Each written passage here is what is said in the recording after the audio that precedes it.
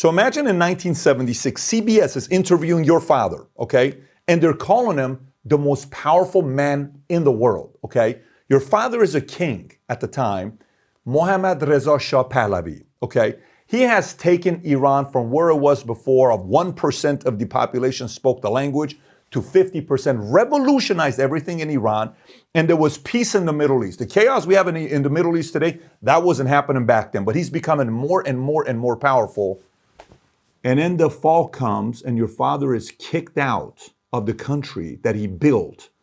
And you're sitting on as an 18, 19, 20-year-old boy, man, saying, what's going on here? Then your father dies. And then for 40 plus years, Iranians worldwide, every time they saw you, they're expecting you to bring back freedom to Iran. How would you handle all of that pressure if that was you? That's the person I spoke to today, the Crown Prince of Iran, Reza Pahlavi. We first met, I think, 8 years ago, 2015, 2014, and we had a 3-4 hour conversation in DC at a nice Italian restaurant. And from there on, we've been trying to do something about an interview. And this is the first time he's done a long form, 3 hours. Every question I ask, I have all these questions that we prepared hours for. I covered everything I wanted to ask him. I showed clips, some clips about his father when he did interviews with CBS, when he did interview with Wallace, and comments that Nixon made or Kennedy made, Reagan made or Carter made. And we talked about a lot of different things, the mistakes his father made. You know, what caused the fall? Was it the CIA? Was it MI6? Was it the oil deal where the contract was coming up and the 4 powerful countries at the time were worried that this guy was going to raise the prices? Was it the Shah showing his hand because he was becoming too powerful? What was it? And what are his next moves? One thing that will happen if you're Iranian, specifically if you're Iranian, this is something you're going to want to watch from beginning to the end. Some of you are watching this right now because you saw a clip go viral on Twitter or TikTok or Facebook and you're finally seeing this clip, but some of you are going to watch it from beginning to the end. You're going to want to share this with anybody and everybody you know that's Iranian to watch it, specifically if you're like me, and you would like to one day go to Iran and have your family see Iran. I got 4 kids. I'd like to one day them go to Iran and see their pop, their dad, me, growing up in a street called Khiyaban Hojat, and what that was like. Because some of the things he and I talk about, you'll see one part gets very emotional, gets very intense. I challenged him a bit because I really wanted to get clear on a question to an answer of whether he really wants this job, because everybody's expecting him to go back to Iran and be the person and help out. And he addresses that. And this is the most transparent I've ever seen him in any interview. And I followed his story for a while because I lived in Iran for 10 years and I escaped. I was born 3 months before his father went into exile. When they kicked him out, I was born 3 months prior to that when my mom and dad were being escorted to the hospital because my mom's water broke and security's out there at 10 o'clock. They were saying, what are you doing out there? He's like, listen, my wife's pregnant and I'm born after midnight on October 18, 1978. This is in my blood. This is where I was born, okay? I'm made in America, but I'm born in Iran. This is why this has been an interview I've been looking forward to for a long time. You're going to see a lot of different things we talk about. And if you're a non-Iranian saying, why should I be interested in this topic? I'm not Iranian. I live in France. I live in New York. I live in LA. I live in Australia. Why should I care about this? Because the more chaotic Middle East is, the more of a price you pay for it because it could bleed into your area. Middle East is one bad decision away from a war starting. And I'm talking not a pretty war, because the next one's not going to be a pretty war. World War I, we lost 19 million. World War II, we lost 60 million. God knows how many we will lose in World War III. Our job is to prevent it. So the more peaceful the Middle East is, most likely, the more peace you will have in your community, because chaos seems to come from the Middle East. So before I forget, we translated this into Farsi as well, Persian. You can listen to this by going to the settings. If you're watching this on YouTube, not on Spotify, but if you're watching this on YouTube, click on the settings at the top, go to audio track, click Persian. You can listen to the whole thing in Farsi. Having said that, enjoy this interview. It's going to prompt a lot of questions. I encourage you to watch the whole thing from beginning to the end. And I want to hear your thoughts. At the end, I will be going through the comments, and you can message me on Twitter as well. Would love to hear your thoughts with this interview. Enjoy this 3-hour sit-down with Crown Prince Reza Pahlavi. Your father was right. He was doing the right things. He made Iran a better place. Unfortunately, The competitors noticed he was getting stronger, and he revealed his hand instead of maybe holding his hand. And I kind of pissed off the enemy. I think mistakes were made on every front, including my own father. Inflation right now is 45%. Interest rates 12%. Some will say there's a business model for the Middle East being chaotic. At some point, it's got to give. What can happen after we eliminate this mafia-like regime that uses repression at home and aggression abroad? What they fear are the people, more than anything. What gives us the incentive is we deserve better than what we have right now. Iran should have been today the Japan of the Middle East. I mean what I say when we can move from hope to belief, because I believe all the ingredients for that exist, both internally and abroad. Do you want the job? Crown Prince Reza Pahlavi. We've been looking forward to this for a long time. It's great to have you on the show. Thank you so much, Patrick, for having me on your show. I was looking forward to it as well, so I'm very happy to have this opportunity to speak to you and to your audience. Likewise, trust me, the pleasure is all mine. We've had a couple conversations. We met once in D.C., but this is an actual conversation, and the audience has been asking for it. They're saying, hey, it'd be great for you guys to have a conversation. And to have this conversation, this is probably one of the most chaotic times we've had in a long time in the Middle East. I have a lot of notes of where I want to go with this.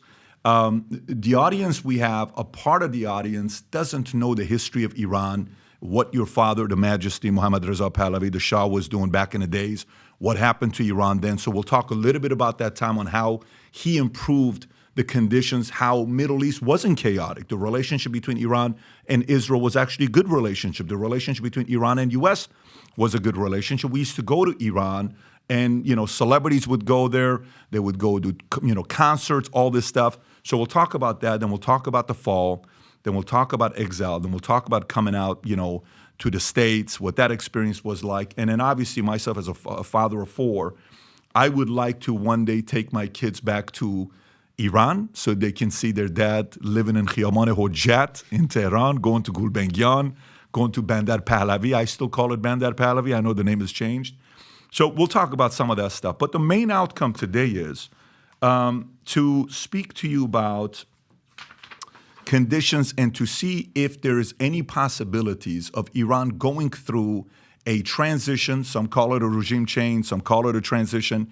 I want to start off with the survey here. A new online survey by Netherlands-based institute has found that over 60% of Iranians want regime change or transition from the Islamic Republic. Now, this is a Netherlands-based institute. This is not U.S., this is not your party, this is an institute doing it independently. The result of the survey showed that 88% of the population favor a democratic political system, which they don't have today, while 67% of the population are against having a system governed by religious war, which is what they have today. Only 28% favored a religious governing system. That's less than a third. Mohammad Reza Pahlavi, your father, the Majesty, was viewed positively by 64% of respondents, while 28% judged him negatively. 28% of respondents had a positive view of Ruhollah Khomeini, the founder of the Islamic Revolution, while 64% evaluated him negatively. When you read these numbers today, there's been many instances over the last 44 years that there's been an attempt to create a regime change to bring back democracy, and it's failed. What's different about today? I think the most important element for everyone to understand is, first and foremost, the process that the Iranian nation, at least let's say over the last century, were able to experiment with. At the start of the 20th century, Iran had a constitutional revolution. We were therefore the first country to move away from an absolute system of governance to a parliamentary system. And that was, in its days and time, quite a leap forward.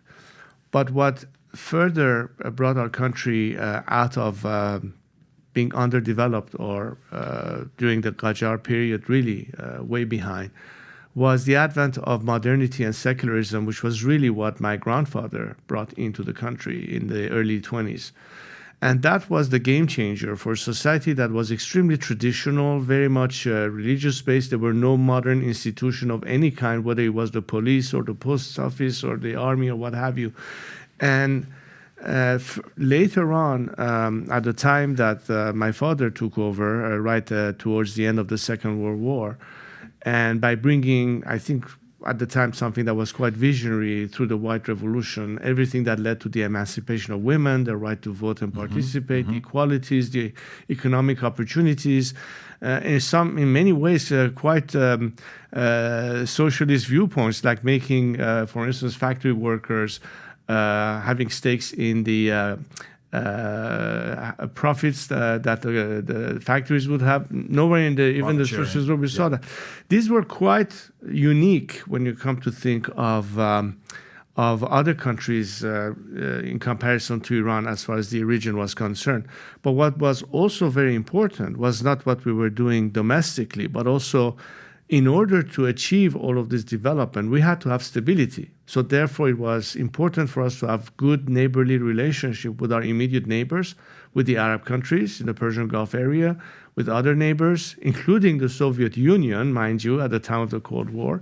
And I think Iran had a very balanced foreign policy when it came to our relationship with China, with Europe, with the United States. Obviously, because of the fact that for all those who are old enough to remember what the climate was during the Cold War, we had no choice but to have a look towards the West that was free market economy, which was free as opposed to the communist world. And that pretty much explained the reason why we were much more in line or in sort of bilateral or multilateral relations with the European countries and mostly the Western countries than we would be with the other bloc, but that didn't mean that we didn't have any relationship there. So all of that, I think, is a process whereby Iranians for decades benefited from those aspects of newly developing countries in the direction of progress, modernity, technology, education, and what have you.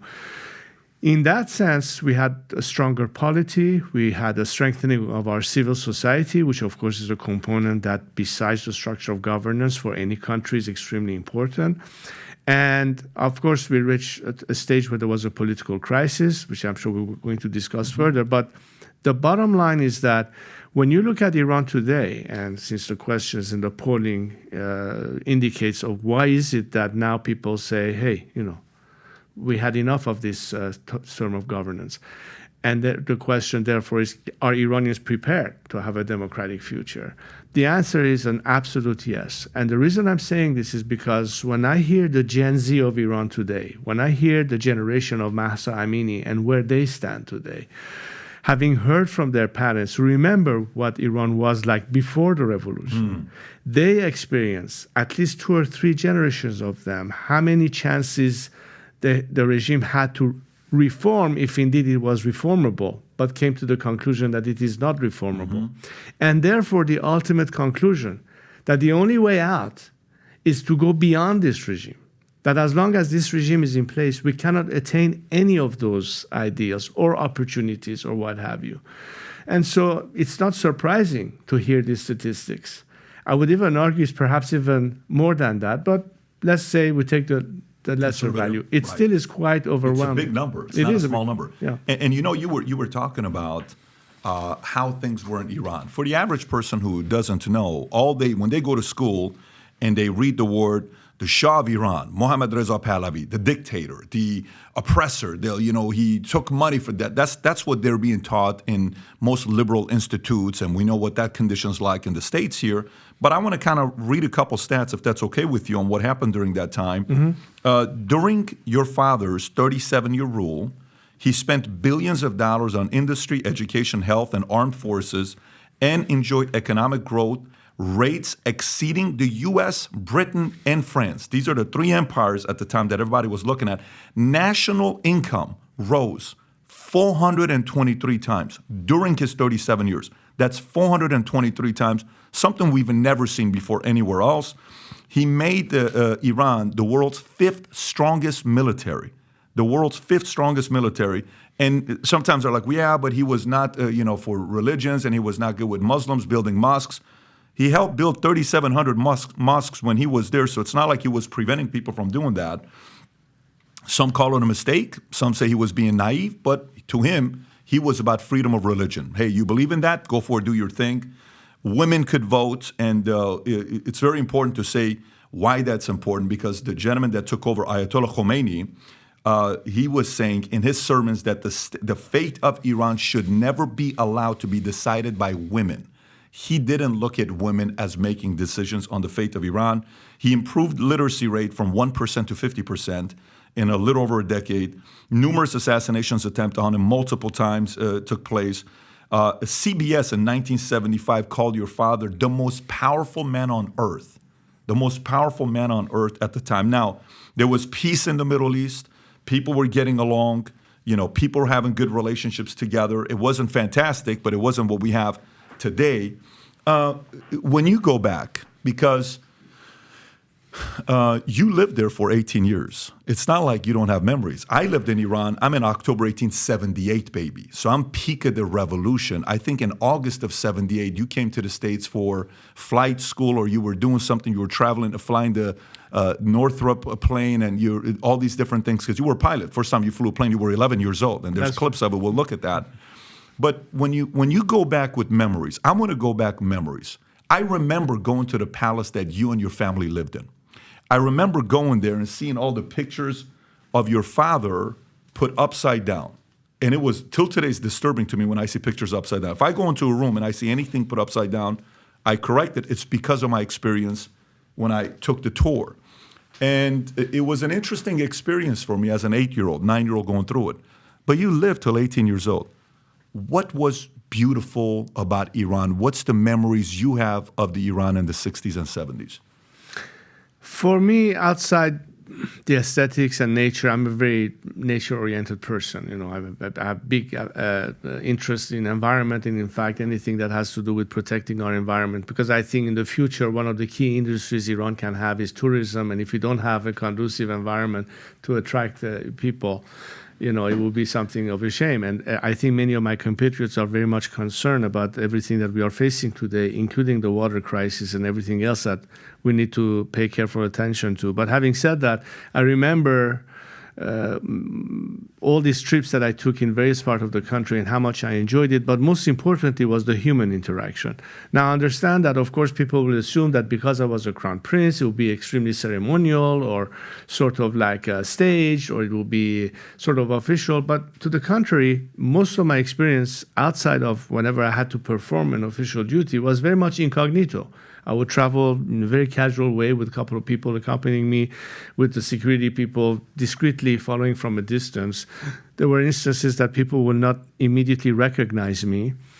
And I tell you as an anecdote, I remember one time we were in an elevator coming down in one of the hotels in Tehran, and I was together with my governess at the time and my adjutant who was with me. I was maybe 7 or 8 years old, something like that. And the guy turns around and tells the gentleman who was accompanying me, your son looks so much like the crown prince. They wouldn't believe that I could possibly be in such elevator, or going to, let's say, the bazaar to purchase something, and at first people won't recognize me, but then there would be a whole crowd gathering and all those things. But to me, the experience was so natural with people. When I would talk to a villager, or if I would interact, let's say, with a fisherman on a barge in the Persian Gulf, with a bunch of them trying to do their fishing. And I was very interested to hang out with them, so to speak, literally hang out with them in a very casual manner. And other instances where I would play soccer with local kids, in a military base in Ahvaz or somewhere else. And so it was not at all something that people would say, well, how would he know or be in touch? Those were the practical experiences that I had. And this was all during my teen ages, where I was older, and therefore, it's a different thing when you're 6 or 7 or 9 years old. But when you're 12, 13, 14, 15, it's a different experience. Yes. And so I had the benefit of being able to at least go. I didn't travel to all parts of the country, so I knew some of it, some of them that I would hope to one day see for the first time because I've never been there. But all of that is the collective memory that I have. And most of it, as I just told you, is not so much what I did in my official capacity, but most what I did in an unofficial capacity, which is quite different one from the other. What's your fondest memory? When you go back, what's your fondest memory? Rob, can you pull up that clip? Your mom has a YouTube channel, and she likes to brag about her kids, right? Okay. And this video here, I was watching a couple days ago. If you just want to play this is you when you were younger. And the family together, you know, your father. How often you watch this yourself? Oh, you know, there are so many of my compatriots who constantly send me clips. You know, I have a couple of Instagram accounts, and an official one and a couple of unofficial ones. So they send me clips and footages. And it's funny that I get so much more clips about our family that I would search myself. I mean, they keep sending me material like that, very nostalgic in some way. But it shows that, and you know what's interesting? You would assume that, well, most of these clips are people identify with it who are probably my age or older. But today you'll be amazed how many members of the younger generation actually relate to these scenes, albeit that they never lived that era. They only heard it through their parents. And, you know, I'm very touched when they keep calling me father, almost like a father figure. And they're related in that sense. And, you know, when I see myself 2 years old and now they call me that, it's interesting, you know, as you go in time, how generations to generations have a different outtake. You know, there's the generation of my parents and older who have a different kind of reverence, but I think it's mostly because of the institution. But there are a lot of people today who don't know any of that and are much more relaxed about it, but look at it much more of how they relate to the individual, and that to me is quite valuable. Is that you?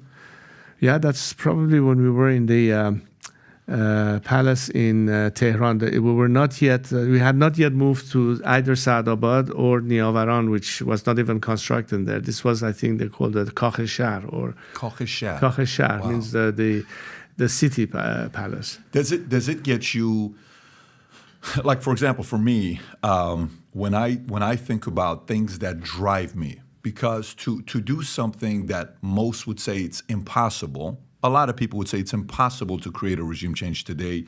Iran has a 25-year, $400 billion contract now with China. They're backed up by them. Russia's there defending Iran as well because China and Russia are partners. You got Turkey, who's got one of the strongest militaries. They have the strongest military in the Middle East, but they got one of the strongest in the world. There's an alliance there where they're almost distancing themselves from NATO. You're almost seeing there's a division going on between the community and NATO. You got not necessarily BRICS because India's kind of playing neutral, but when you're wanting to do something this challenging, you almost have to tap into something that gets you emotional and gets you fired up to say, you know, I really want to do this. And the way you almost have to do it, at least for me, you have to go see old clips and see old conversations and see yourself back in the days and say, do you really want to be a voice and a leader in helping this become a reality? Do you find yourself when you go back and reflect and reminisce, getting emotional and kind of having the pride of wanting to do something about it? Of course. And let me start by saying that there was a time where I didn't think that I would possibly see the fall of the Berlin Wall in my lifetime, and yet it happened. My point is, there are so many things that a lot of people may assume is like, we have to deal with it, it's a fact of life, and do not anticipate that at any moment things can change. And to me, the X factor has nothing to do with the powers around, it has to do with the people themselves. They are the X factor. And when I look at Iranians today, particularly, it's important to understand that it's not like for the first time they're going to experience something.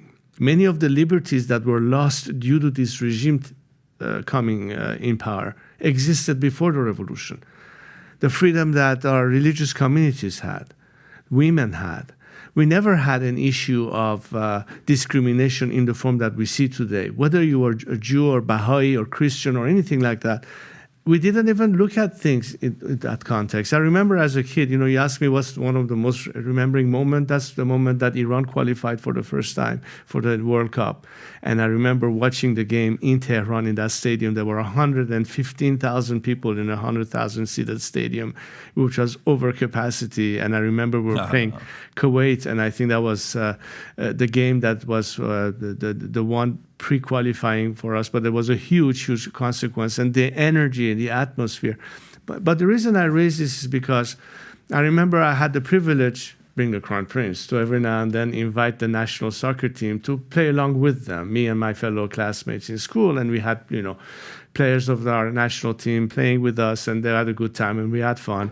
But the point that I'm raising is that in that national team, we had all sorts of Iranian ethnicities and religions represented. There were people from Khuzestan with a darker skin, people from the north with a much lighter, fairer skin.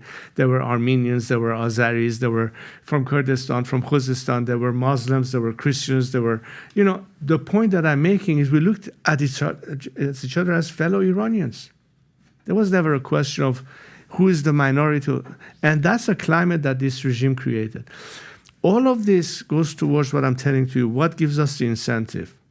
What gives us the incentive is we deserve better than what we have right now, particularly the fact that we know once where Iran was. Iran should have been today the Japan of the Middle East, not North Korea. We had all the potentials, and we still do. Wow. And when you look at the fact that Iranians are aware of the fact that we have these resources, my job today and my campaign is, in fact, to let them and move the needle from hope to belief. It's one thing to have hope. Everybody has a dream. Mm-hmm. But I believe that empowerment is key to success, the power of the people. But in order for people to be empowered, they have to have more than hope. They have to actually believe that it can be done. Mm-hmm.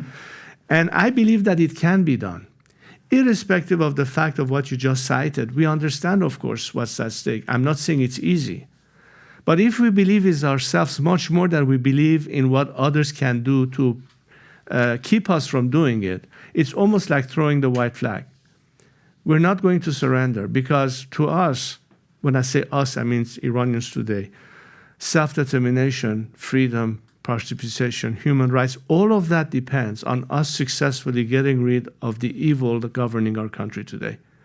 And our message to the rest of the world is when we share the same values of freedom, of democracy, of human rights, of equality, of putting an end to any form of discrimination, we are talking the same lingo. So we are your allies in principle. And so we believe and we expect that the Western world, way before it's a calculation of national security or economic interests, which, by the way, they will have with a regime that cares about its people, and it's inclined to go towards cooperation. I mean, how many democracies do you know that go to war against one another? And that's why I think that Iran, by bringing that factor in place, will automatically be an ally. But we need support. We need to be able to work the problem together. So I start by saying, first, we have to work on ourselves. First, we have to believe not that there is light at the end of the tunnel. Of course there is, but that we can actually do it. I've talked to many former dissidents of the Eastern Bloc countries, including Soviet dissidents.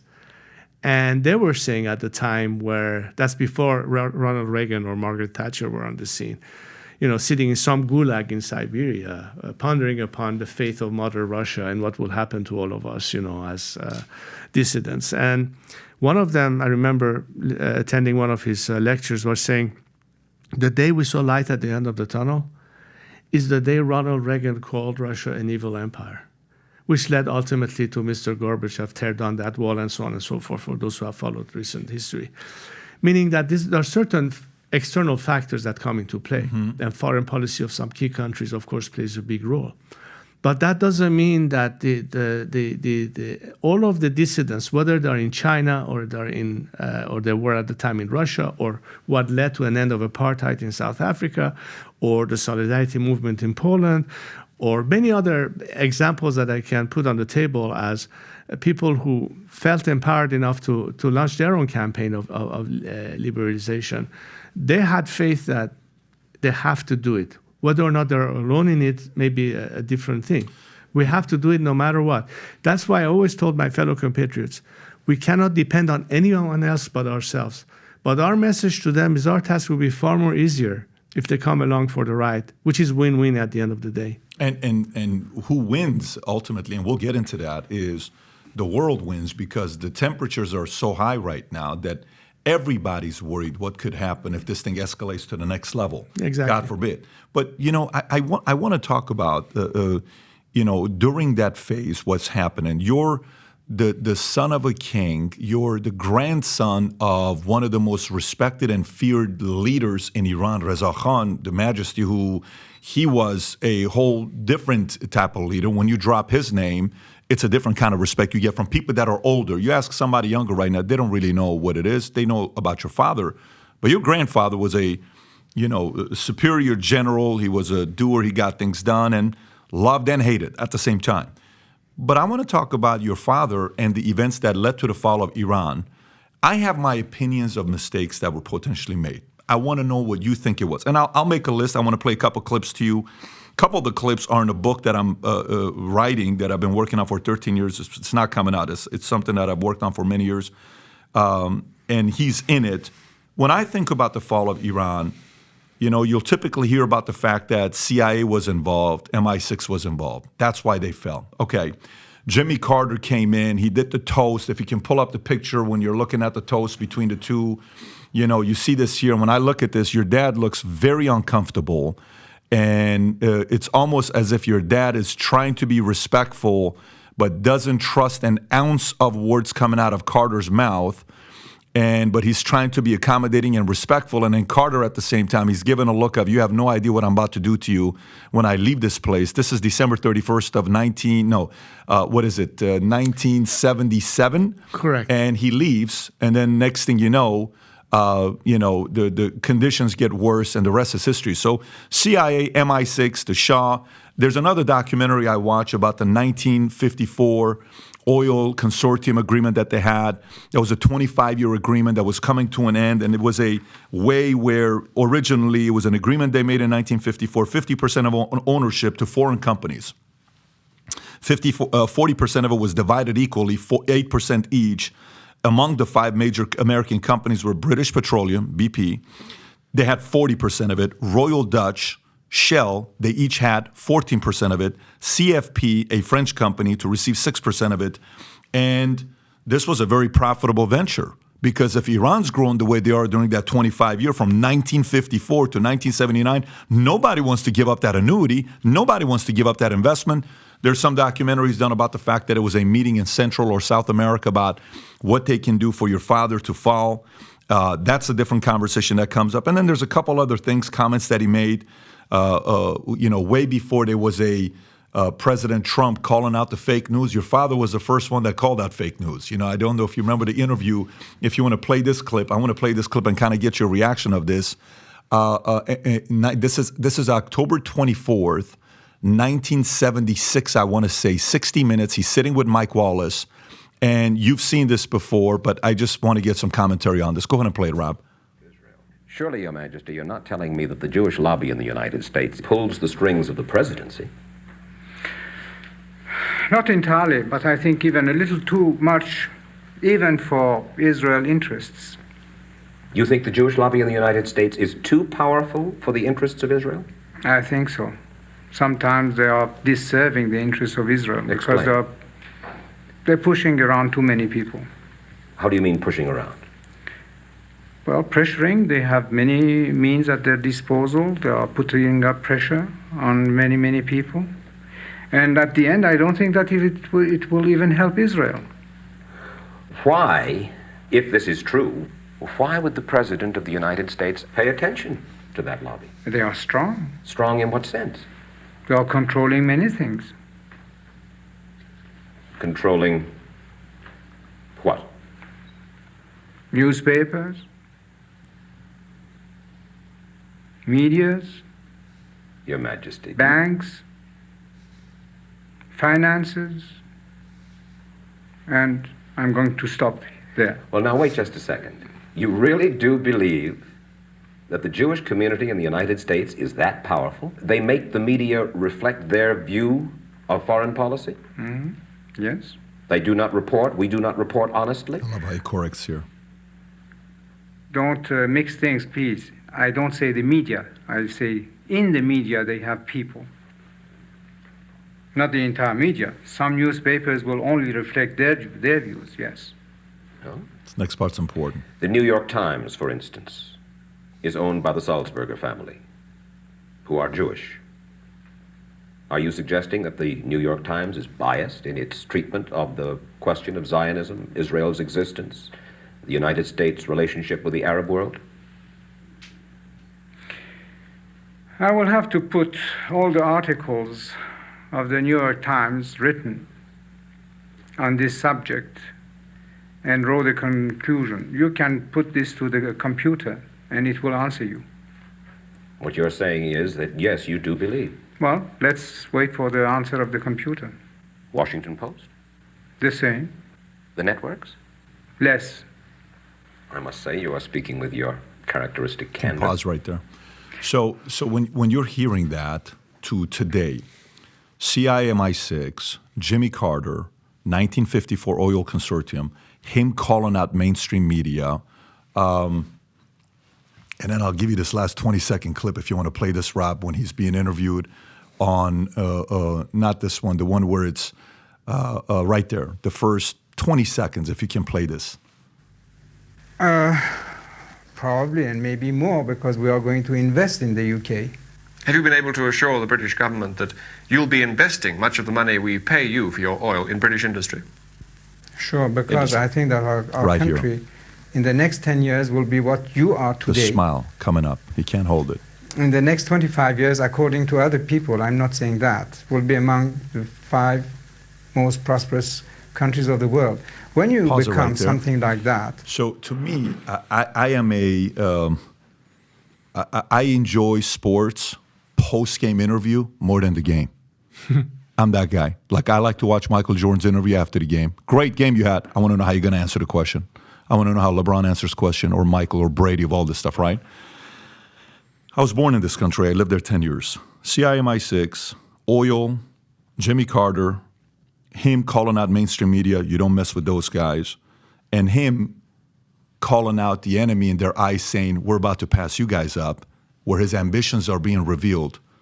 Were those any of the reasons for the fall of Iran? It certainly is part of the reasons.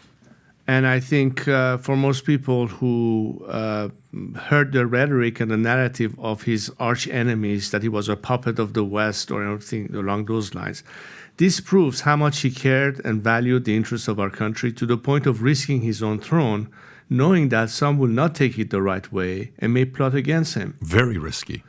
Well, but that proves his sense of national Absolutely, duty, and I think absolutely. then history will be judged for that. But to be honest with it, look, there's so many components to what happened, and I think it would be too easy to focus on some aspects only. The biggest challenge that my father faced was, and let's not forget one thing, most of the oil revenue that Iran generated did not happen until the late 60s, early 70s, because we were still selling, if I'm not mistaken, a barrel of oil at around $1.80 to about $2.20, something around those lines. It was not until it came up to about $7 to $8 range that it created more revenue for us. Of course, OPEC was formed. We were sensitive to the fact that if we overprice it, then the value of raw material that we'll be importing to Iran will also increase comparably. So it had to be a reasonable price. My father always believed that the price of oil was not fair as it was earlier. So eventually we generated more revenue, which allowed us to commit to much more heavy loaded project in terms of modernization, in terms of industry, in terms of everything that was done in the country in terms of infrastructure, including, of course, building schools and universities and what have you, and all sorts of facilities. But the critics at the time, in terms of the liberal debate, of why was the political sphere limited, part of it is because, and again, I need to remind the audience that we're talking about the Cold War era. Many of the groups at the time who were critical of the regime were liberal in the sense that they wanted more political participation. But the actual groups that were waging literally war with the regime, including armed struggles, were Marxist groups that were aligned with Moscow. And Moscow's intention at the time was to find a way to somehow annex Iran, as they did in Czechoslovakia, as they did at the time. Iran never faltered. Are you talking about the Two-Day Group? I'm talking about certain groups Sure, that were right. at And the Two-Day time Group, there. just so and they aligned themselves with the Islamists, which led to this alliance that my father called the alliance of the red and black, which is red being the communists and black being the Islamists. And to be fair, while on this topic, the spokesperson for Today Party pre your father used to be Mossadegh. That was one of the people that represented that community, the communists. Is that a fair statement? Well, I think. Well, actually, most people forget that my father actually nominated Mossadegh to become the prime minister at the time because he believed he would be the best person to push the agenda for nationalization of oil for Iran. As a result of us nationalizing the oil, of course, the British were not happy about that, so our oil was boycotted, and all of a sudden that led to loss of revenue to the point that the Mossadegh government was becoming bankrupt. And it was not long before my father gave the farman to remove him from office, where the communists already had the Soviet flag floating inside Tehran on some, poles, flag poles, meaning that the danger was at the time that the country will fall into the hand of the Russians by means of the Tudeh party taking over. Those were the dynamics of the time. Now, if you took that into one sense and the argument for liberalization in terms of political participation, where is the balance? We didn't have at the time sufficient number of organized parties to create some level of balance. Most of the organized parties were these leftist or Marxist parties, including Tudeh party. So, and again, and you pointed to the fact of how educated society was. Even today, people ask whether or not Iranians are ready to have true democratic, participation. I believe today, yes, but in realistic aspects, let's say the sphere for political openness was completely open.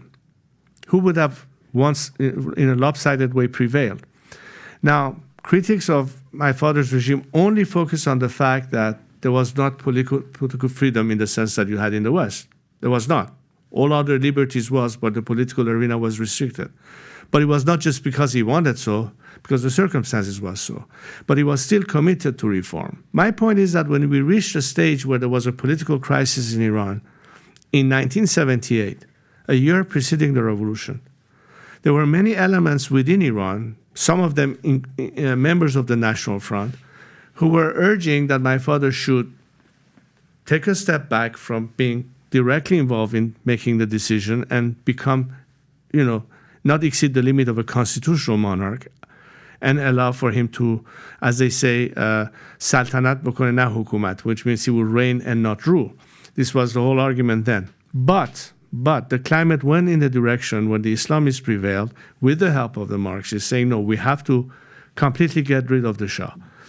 And therefore, instead of seeking reform of the system, that in fact my father was willing to do that. I mean, this is all Monday morning quarterbacking, but these are the facts because, I've heard it both from this side of the aisle and the opponents of my parents over the past 40 years.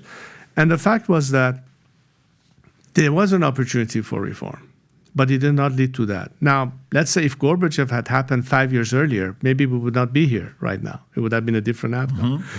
So to pin everything on foreign elements would not be really fair, but it's not untrue either. So that's one aspect. Some of it was domestic. I think mistakes were made on every front, including my own father. But the opposition, in my view, made more mistakes than he did because he was offering a possibility for reform. They didn't take that. They thought that actually, by bringing this cleric in charge, everything would change for the better. And as a result, by the time people found out what happened, it was too late. And since then, we've been faced with this regime. My point is, What is the lesson in all this? The lesson is all this is my father at the time, I'm sorry, I forgot one more aspect, which is also important. Right after that clip that you showed me. Which one? The one with Carter being in Tehran and talking about all that. Well, the undercurrent was beginning to shape. And some of these governments, including the French government, who hosted Khomeini as a political refugee, which, by the way, under French law, if given that status of asylum, you are forbidden from conducting any kind of campaign against another government, which was what was assumed. But the French asked my father at the time, after he moved from Iraq to Paris and went to that location called Neuf-le-Château, which everybody remember,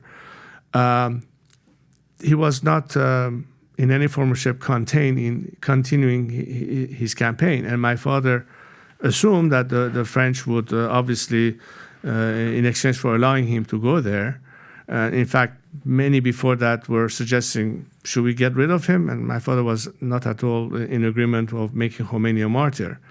I'm telling you this because these are not the facts in history that most people have heard, because media didn't talk about it, the revolutionaries didn't talk about it, because these are the facts that happened at the time. My father refused, besides the behest of many of the governments, including the Carter administration, to stand firm. He said, I'm not going to turn my arms against my own people after 37 years of reign. I'm not going to stain my hands with the blood of my own people. And he left voluntarily. When they found out, by they I mean Carter and company, the Guadeloupe summit took place, the summit, where himself, Callahan, which was the British foreign minister, Helmut Schmidt, who I think at the time was the German chancellor, and the French president Giscard d'Estaing, they all decided, well, if we cannot rely on the Shah to maintain his power, we have no choice but to support Khomeini. Did they want the fall? Did they want the fall because they knew the leverage and negotiation was all on your father's hands, because he was about to spike the prices of oil, where they had to go through him, and it was going to make you even a more powerful regime? Was it more that being their fear that they influenced the fall? Well, I mean, remember that I think, if I'm not mistaken, at the time we were selling a barrel of oil at about $14 to $15, if I'm not mistaken. 3 months after the fall of my father, the price of oil spiked all the way up to about $35. The North Sea oil was not cost effective under $17 a barrel. So I don't know what calculation was into play. Was it only a fear that price of oil will go higher? Well, it did higher as a result of the revolution. No, I'm with you. I agree, because you at least have somebody that you can deal with. The new regime you have no relationship with. Do you think they're going to sit there and negotiate with you? They're going to do whatever they can to. Look, nobody knew who this character is. Everybody thought that Khomeini is some kind of a religious guru, the nice old wise man who will go back to Rome and play his role. I mean, people like Andrew Young call him a saint. Andrew Yang, the guy that ran for office, UBI, the Democrat. Yeah, it was the mayor in Atlanta, if I'm not mistaken, at the time, I think. Andrew Young. I got you. Andrew Young called him a saint, yes. And others really believe that he really is that clerical figure who could possibly be that. And it turned out to be... far from a saint. Far from a saint, because he brought in this ideology. Well, the rest is history, as we say. But we need to address these issues, because I think if our audience doesn't understand the complexity of what's at play in that region and the dynamics of it, and why Iran is so different than the other countries in the region, because our sense of identity with our national identity, as opposed to the prevailing religion, which is not the priority, makes us say always we are first Iranian, then we are, let's say, of this ethnic tendency or that religion. That's very important to understand. What do we relate to in terms of our national identity? There's a part also for me that I wonder a mistake that maybe your father was making. And by the way, listen, these are quite frankly more selfishly my own questions. The audience, is probably going to get value from it because I'm curious about it, but it's more my own reason for asking these questions. Mm-hmm. I think the challenge every leader has, you're a father, I'm a father, you're a leader, I'm a leader. When you're a leader, you try to, there's a great book written, The 5 Temptations of a CEO. One of the one is you're trying to please everybody, okay? And I think there was an element of your father that was trying to please the poor, the socialist element, and he was trying to please the rich and the higher class, which is very hard to do.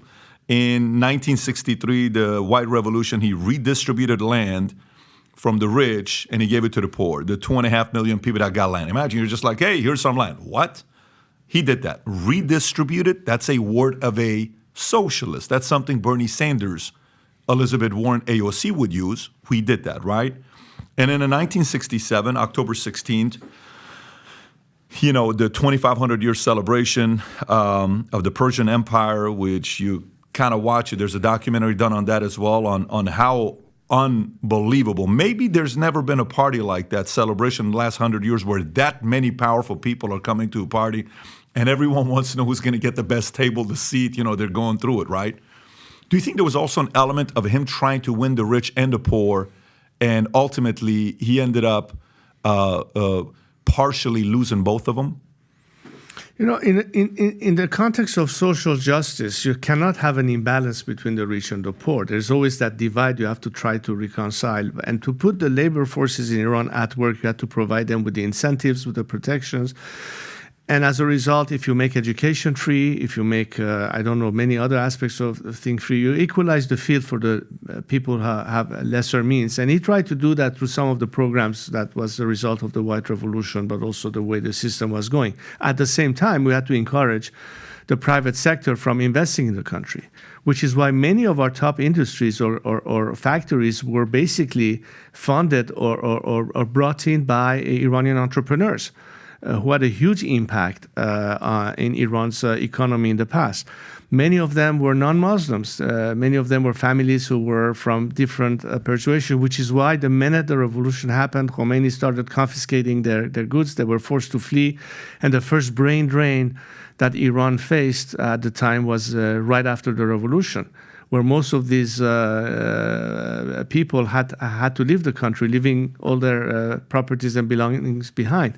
The country still functions as a result of all the efforts and investments of the period at the time.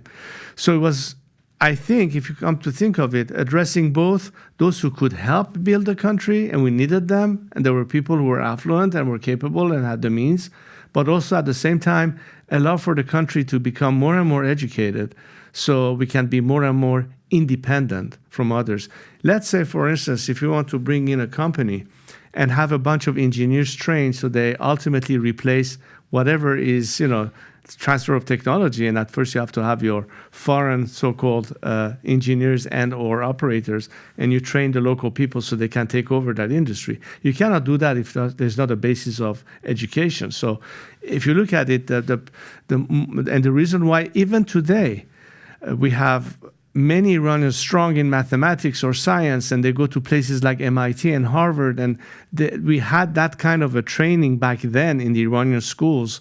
That meant that a lot of these kids, and they were not from privileged families. Everybody had an opportunity to sign up, and if, of course, you passed the grades and the concours, as it was called within Iran, you would be almost guaranteed a job after you were... Which is very important, because you say, hey, if you go get a degree, you're going to get a job. It's important to deliver on that promise. And it was practically what was happening, as opposed to today, where despite the fact that these kids, God knows, after so much effort, managed to somehow get a degree, they don't have any opportunities for employment, irrespective of which class of society they come from. No, that's very... And by the way, while you're saying this, I want to kind of show what you were talking about earlier. Young praises Islam as vibrant and calls Ayatollah a saint.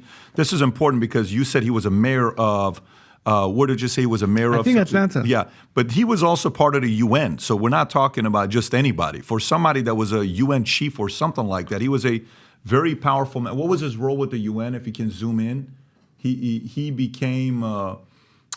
he had a responsibility with the, right there, okay, U.S. Congress of Georgia, United States Ambassador to the United Nations in the Carter administration, 55th mayor of Atlanta called Khomeini a saint. That tells you how, disconnected they were. But I want to go back to this. I speak to Robert Kennedy Jr. Every once in a while, and we're going to have him on in a couple of weeks. He'll be here for Town Hall. But when I was with him, I wanted to know, we are so enamored and fascinated by who really killed JFK and who really killed RFK, right? But there's nobody that cares more about what happened there than probably RFK Jr., the only person that has the name of the father who got assassinated and an uncle who got assassinated that caused him to go through a 14 years of mess with drugs because he had a hard time recovering from it. It's got to be hard as a boy. All you're thinking about, your dad's your hero, you're going through that. So for you, from where you're looking at, you're by yourself, you're praying, you're talking to your father. Let's say, visually, I'm thinking, let's just say you do that, okay? And you're like, hey, why did you do this? Can you give me a sign why you did this? Why did we make this decision? Why did that? And your dad's a firm person. I don't think he would be a person coming talking to you and saying, hey, son, what do you think about doing something like this? He's going to do, because he would look at you as a younger, he's like, what is he going to know? I'm going to make the decision. He seemed like a guy that got things done. In your core, what do you think was, a mistake he made that can't be repeated, especially with all these things that we're talking about? Was it him leaving? Should he have left? Should he have stayed? Was he bragging too much? Should he have stepped back a little bit and, reigned instead of ruled? What do you think as a son of one of the greatest leaders Iran's ever had? You and I right now sitting in 2023, way past an epoch and an era where things were quite different and the changes are very the same, are relating to our actual world based on what we know of the world now. It's very hard for us to put ourselves in what the circumstances were then and the mindset. And for that matter, the discussions that I wasn't privy to, because obviously he was not just talking to himself, he was talking to other heads of states, other governments. Totally understand. And there are so many things that we perhaps will never know. But you've read all the books. You've watched all the documentaries because it's related to your family and your father. Even if you do, it's very hard to really get in somebody's head and say, okay, why prompted him or her to do X, Y, or Z? Because, look, for instance, at the time that my father had to contemplate how to maintain a cordial relationship with both India and Pakistan. Knowing what's going on between the two. Absolutely. As nuclear countries. Sure. Oh, yeah. There are so many things that may not immediately pop in your mind, but you have to say, okay, that's part of the equation. That's part of the calculation. When Saudi Arabia were producing 4 times more oil than Iran with 1/6 of the population, then would you blame my father for vouching for a fair price because he had to feed 35 million mouths as opposed to maybe less than 10 million or 6 million in Saudi Arabia with 4 times the revenue? How could he have possibly done all what he had to do? And had that created some issues? Now you might argue, if you want to go really to the details, economists were saying, we are overspending our oil revenue. It's not sustainable economically, so on and so forth. At some point, we're going to hit a wall and all that, which really happened towards the end of the Hoveyda era. Now, maybe this is what Iranians will follow more. A foreign audience may not understand what I'm talking about. But what I'm saying is that, sure, you could go back in time and rewind the tape and say, maybe here they should have done this as opposed to that. But I think in terms of the macro picture, generally, by trying to put Iran on the map, and the direction it was taking. And you yourself started by giving us a sense of, the steady economic growth that Iran was enjoying. And it was not just oil and gas, mind you. In fact, gas was even less a fact. It was purely oil, but other stuff that Iran was starting to do. I think that what I would say is a very tough decision to make is the criticism that he did too much too fast. Whether or not society has enough time to catch up to this new adjustment.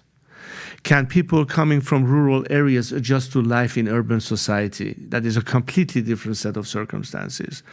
Does that harm the agricultural community because industrialization is pulling you towards things that are much more lucrative? In other words, if you are somebody in the agriculture field, and maybe you know that because of rainfall, you may or may not get lucky enough to have more than one harvest per year of a certain thing. And then after all the efforts is done, if your kid goes to Tehran and has the minimal training to be a refrigerator repairman, he's probably make in 1 hour more money than the father will earn in an entire month. And, all of these things that leads to more urbanization and displacement of people, all these calculations that goes into play, not that they were not thinking of it, but all of a sudden you find a country where the income per capita jumps to the level it was, and people's purchase power made them capable of having so much more. Was that too fast? And then you have the resistance coming from the clergy, who never liked where my father was taking the country, thereby the protests about the women, about land reform, everything that Khomeini started being the element to challenge all of that. And so there was that sort of a struggle going on. Was he right in modernizing the country, as opposed to go with the flow and say, well, we have to take it a step at a time and make sure that the clergy doesn't resist? It's a little bit of a damn if you do, damn if you don't. You would have people on the liberal side would say we had to open much faster. Some people would say, no, we went too fast and we had to keep traditional. Which argument stands at the end to be the winning argument? You were right in raising this point. I had a friend, a businessman, who once told me somebody had said that, I know what the secret to, I don't know yet what the secret to success is, but I sure know what the secret to failure is, and that is trying to satisfy everybody. You cannot satisfy everybody. But then again, if it's more of a collective responsibility, in other words, if you take too much on your own shoulder, regardless of whether you mean well or not, you're going to take the blame. And was he an expendable element, given the fact that he put himself in that position to have so much impact, to become so vulnerable when he didn't have to? But besides, that's more on the selfish side of things. He literally sacrificed himself. Maybe today people understand where he was trying to go. Because a lot of his critics, or even people who never were born, says, we wish we could understand where he was trying to take us then, which we didn't. And in a way, I think history only repeats itself if we're not willing to learn from past experiences. So, I'm not doing what I do on the basis of wanting to follow in a particular direction that my predecessors had done. First of all, I don't know where I'm going to end up. And in fact, I'm not running for any job. All I'm trying to do is to be an agent of transition and try the best role that I can on the confidence that people have in me to bring as much unity and coalition together for us to get to the point when Iranians can decide for themselves. And the rest of the directions they're leading, I think we are mature enough of a society right now not to have to depend on a very pyramidal sense of governance. We have to get to that point. We have to get people involved in the decisions. That's my style. That's my approach. And I start by saying that when you look at my predecessors, what my grandfather had to do, to first and foremost bring stability for the country, which was challenged in the four corners, bringing a centralized government to bring back those instances, those institutions for governing and modernizing them, secularize them, because everything was controlled by the mosques. And then the next phase, which was my father's era, and what he needed to do. I think I belong to a generation of people whose chief responsibility is to maximize participation and liberalize the system in terms of democratization and bringing those values into place, which is more attainable today, I believe, than the era in which my father lived, in terms of education, in terms of awareness, in terms of experience, in terms of the tools we have in our hands that didn't exist before. I mean, the world of communications today, you're in it. The value of social media and impact it has, and the way it makes the wheels turn today. We're showing footages at the time where CBS is a huge institution, and people will get their news from broadcast television. Today, how do you get your news most of the time? You can, in fact, You can program the kind of news you want to get. Sound bites, short sentence. You don't rely on the New York Times anymore or on CBS News anymore or 60 Minutes or what have you.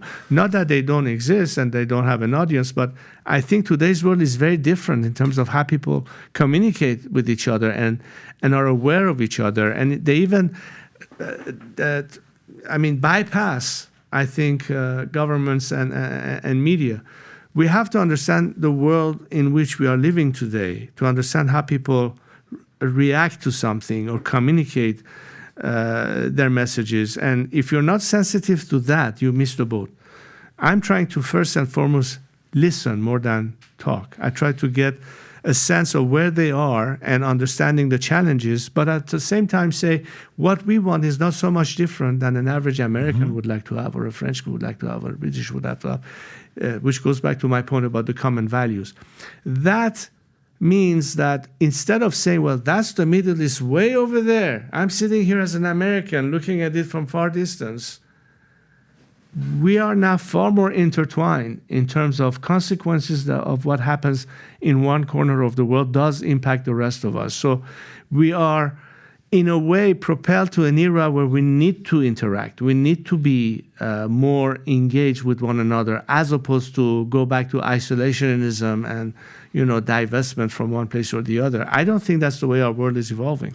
It's interesting, the answer you've given, and you being agent in the transition, and you're not running for anything. That's my approach. We'll come back to that, and we'll have some conversations on that. But in regards to the speed of how Iran grew, we're experiencing that a little bit in Florida here right now, where, people who have been living in Miami for a long time, rent was whatever, $2,100, $2,200. All of a sudden, DeSantis' policies are so good. Boom, hundreds of thousands of people move here. Numbers go up, and people have been living. I was like, wait a minute, what are you doing? I can't afford $4,500 a month in rent in Miami. Well, that's kind of what comes when you have sudden growth in an economy. And I take that to Iran at the ways they had it. It's got to be a lot different as well. But I don't think a lot of the people, I can't say everybody, a lot of the people, if they can be honest with themselves, they can look back and say, your father was right. He was doing the right things. He made Iran a better place. Unfortunately, maybe the enemy, the competitors, noticed his ambitions were bigger, noticed he was getting stronger.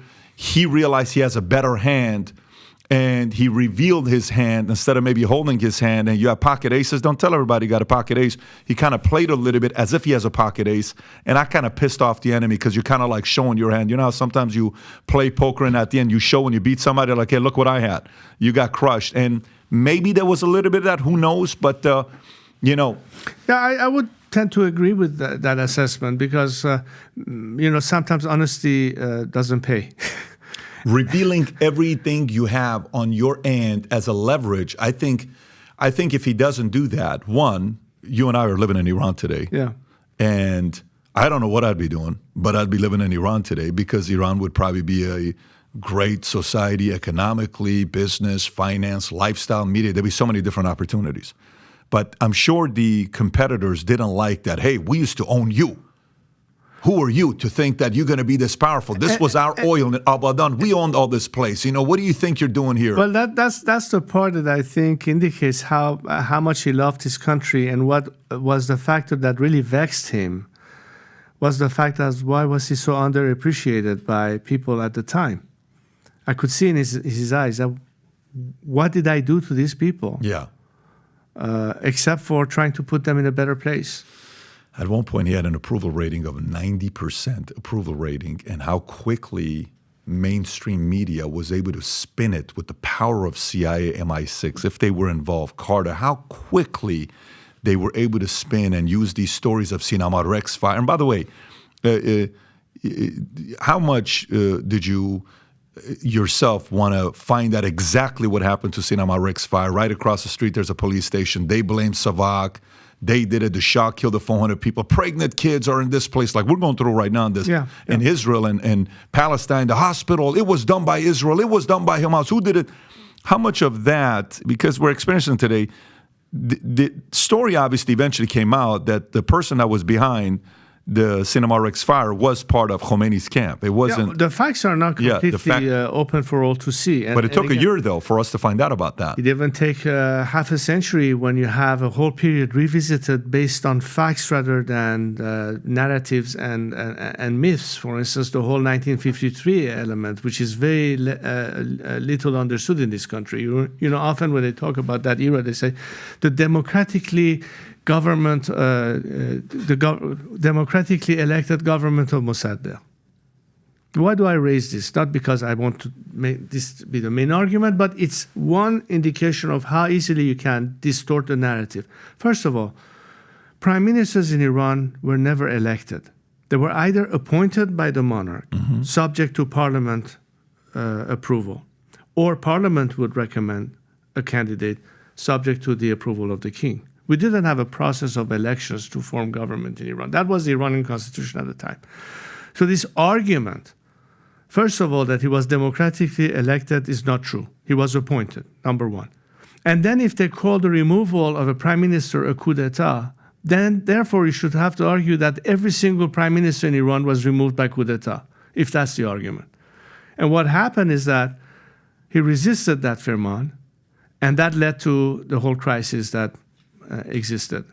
And when a lot of the clerics at the time, including Kashani and company, knew that, you know, the Tudeh party is waiting in the wings, the tide turned completely.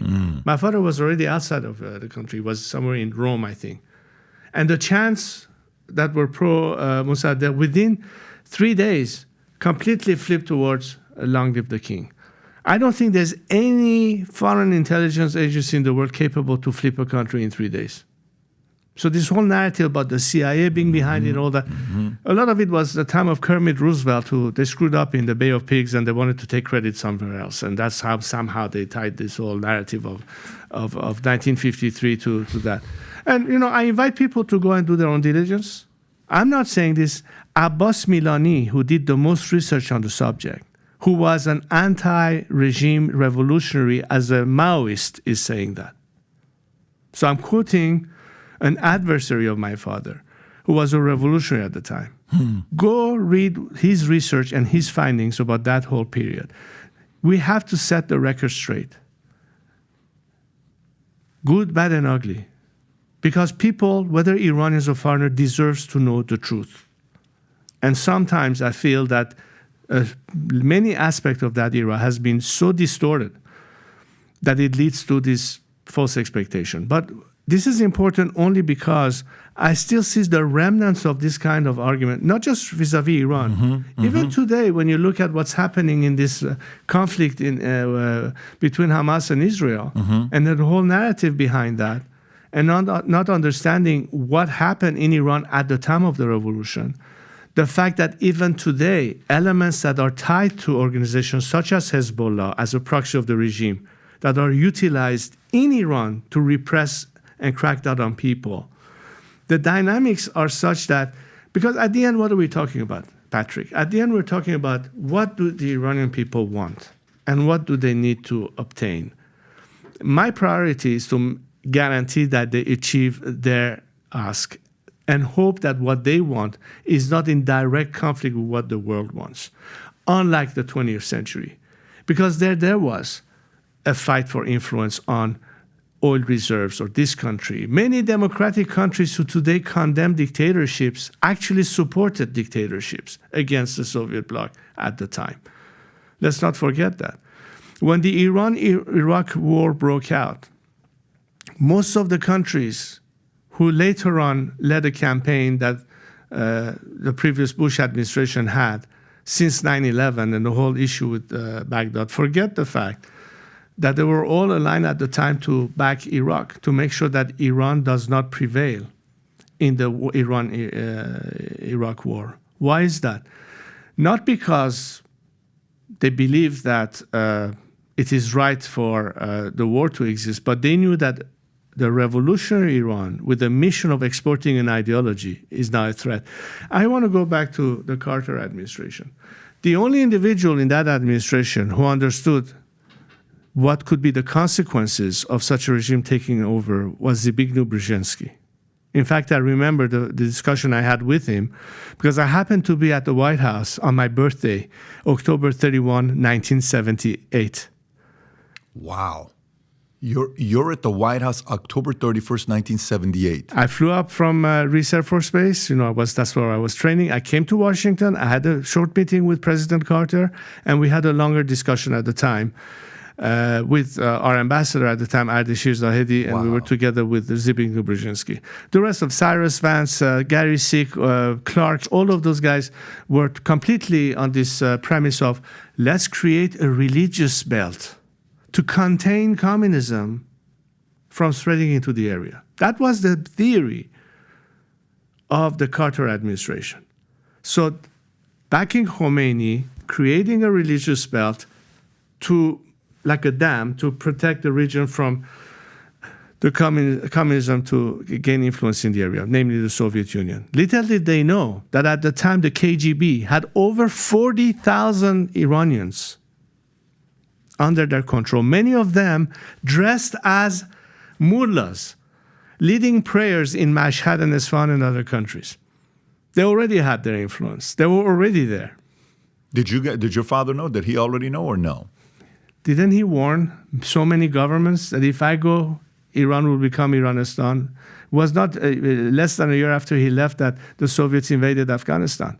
Look at the whole downfall, the domino effect that it took. But that was the leading theory of the Carter administration at the time, containing communism. When that backfired, and Saddam took advantage of a weakness of the Iranian military because most of their heads were being executed by the revolutionary regimes. Many of our officers, our best officers, were executed. And he thought that it would be a preventive attack vis-a-vis Iran, who was trying to already gain territory, which propelled us in the war. But the reason you had a problem with Saddam Hussein, mind you, many years later, when you had the Desert Shield and Desert Storm and the invasion of Kuwait, was because of Iran in the first place. Let's not forget that part. So when today you see that the same degree of weakness that Carter showed at the time, and today you see the same signals of weakness vis-a-vis this clerical regime to embolden them to go further, it's pretty much the same rationale. It's a continuation of the same rationale. It's interesting. Nixon in his book said he would have preferred for the Shah to have been more brutal. And he even said this in a book, and he said it in an interview as well. But can you pull up the clip, Rob, of President Ronald Reagan, what he said? There's two clips. If you can just play both of these clips, go for it. The degree of unpopularity of a regime when the choice is total authoritarianism, totalitarianism, I should say, in the alternative government, makes one wonder whether you are being helpful to the people. And we've been guilty of that. Because someone didn't meet exactly our standards of human rights, even though they were an ally of ours, instead of trying patiently to persuade them to change their ways, we have, in a number of instances, aided a revolutionary overthrow which results in complete totalitarianism instead for those people. And I think that this is a kind of a hypocritical policy when at the same time we're maintaining a détente with the one nation in the world where there are no human rights at all, the Soviet Union. I did criticize you can pause that right there. That's for the audience. That's a 1980 presidential debate. Depends on what platform you listen to this, whether it's Spotify or podcast or YouTube. He's calling out Carter in this debate. And then the second part is even clearer than this one. If you can play the second one. I did criticize the president because of our undercutting of what was a stalwart ally, the Shah of Iran. And I am not at all convinced that he was that far out of line with his people, or that they wanted that to happen. The Shah had done our bidding and carried our load in the Middle East for quite some time. And I did think that it was a blot on our record that we let him down. Have things gotten better? The Shah, whatever he might have done, was building low-cost housing, had taken land away from the mullahs and was distributing it to the peasants so they could be landowners, things of that kind. But we turned it over to a maniacal fanatic who has slaughtered thousands and thousands of people, calling it executions. And by the way, you can, when you're watching this, when he's saying fanatical thousands, some people may say, well, Patrick, there's no way. Reagan is saying that. Can you go to the Washington Post story from 1980? It's a Washington Post story from 1979. I want to say it's February. Okay, that's the one. Iran calls executions just the beginning. Can you show the logo at the top so people know that's WAPO? Go all the way to the top so they can see that's Washington Post. Zoom in, article February 1779. Iran calls executions just the beginning. Tehran says 4 executions are beginning of the purge. They use the word purge. They're cleaning the streets of Iran. People of opposing religions, or not even opposing religions, Baha'is were being killed left and right. Military personnel were being killed left and right. One of the colonels, I want to say he was a colonel, maybe a general, Rahimi, I think he was, when he came into the court, and they had Khomeini's picture on the wall, and he said, you guys have to take that picture down, put the Shah's picture, because he was saluting it. They cut his arms. One of the most famous performers in Iran, Farrokhzadeh, I think that was his name, if I'm not saying his name correctly, you know who I'm talking about, the gentleman who was he was like the Jimmy Fallon or the Jimmy Kimmel. He was found in his hotel in Germany, killed left and right. By the way, try being gay in Iran right now for the people that are the liberal leftists that would like to see that taking place in Iran. Go see what happens to you in Iran if you walk around saying, I'm part of the LGBTQ community. Matter of fact, why don't you start a social media campaign and say, let's go and protest in Iran in the streets today and with rainbow flags. See what they'll do to you. It's a very good market research. It won't last a long time because you'll be meeting St. Peter or whoever your God is very quickly if you do something like that. Even Reagan gave credit to your father on what he was doing in Iran, saying he was doing our job. You know, sometimes when people criticize Israel, Netanyahu, they'll say, look, at least Netanyahu's not calling us saying, send us, 50,000 soldiers or send us this. Zelensky is coming. He's the greatest money manager of all time, campaigner, raising money of all time. Give me another 40 billion. Give me another 20 billion. If you don't, your kids are going to go. Your kids are going to go. At least Netanyahu's doing his own thing. Okay, he's not asking for help. Iran at the time, they're like, we'll handle this problem ourselves with issues surrounding the Middle East. But when you see Reagan saying that in the 1980 debate, then, he gets elected. The moment he does, within minutes, Khomeini releases prisoners of war because they had that level of fear with them. Do you think our current president is more of a Jimmy Carter or more of a Ronald Reagan comparison, who we have today? It's interesting you say this because it just popped in my mind something that is quite telling, and that is on this whole final release of the hostages in the Iranian embassy in Tehran. There's something similar in the sense that, the left here has been criticizing the Trump administration of pulling out from JCPOA, and that was the reason to, in fact, increase the rate of enrichment and all that. The fact is that it was not until 2 days after the new administration, now in place in Washington, won the elections that they started enriching, not before. Wow. It's a little bit of a parallel between very much so, the release of the hostages. What I'm trying to say here is that whether it was a previous time for those who were in opposition to the previous regime, and now they are in power after the revolution, the reaction to strength coming from the outside is one and the same. As much as they saw that Carter is weak in not supporting the Shah, that emboldened the opposition against my father at the time, and the fact that now they're in power, the same weakness that America is now demonstrating is again emboldening them. As opposed to in the past 4 decades, every time America showed strength, they stepped back, they pulled away. There's a direct correlation between the two. So, when I look at these pictures and I see some articles and all that, and, first of all, let me make something very straight for the record. I know that a lot of people on the other side will say, there were so many things that wasn't condemned, the Savak did this, there was this and that. I have never condoned excess of violence. I never condone torture. I'm against it. But that doesn't mean that when they talk about a completely unrealistic picture of how many people were political prisoners, which is not true, and who were those political prisoners at the time? The very same people, like Ali Khamenei being one of them, who were getting trained in Bekaa Valley, in Palestinian camps, financed by the KGB. What do you do under the circumstances? I wonder if, as an American, you thought that some of your people are being trained clandestinely to wage war against your own country or overtake the American government. What would you do with them? The very least would be Guantanamo, right? What would you do with them? What would you call them? How would you respond to it in terms of national security? Your number one priority would be to protect the nation. Correct.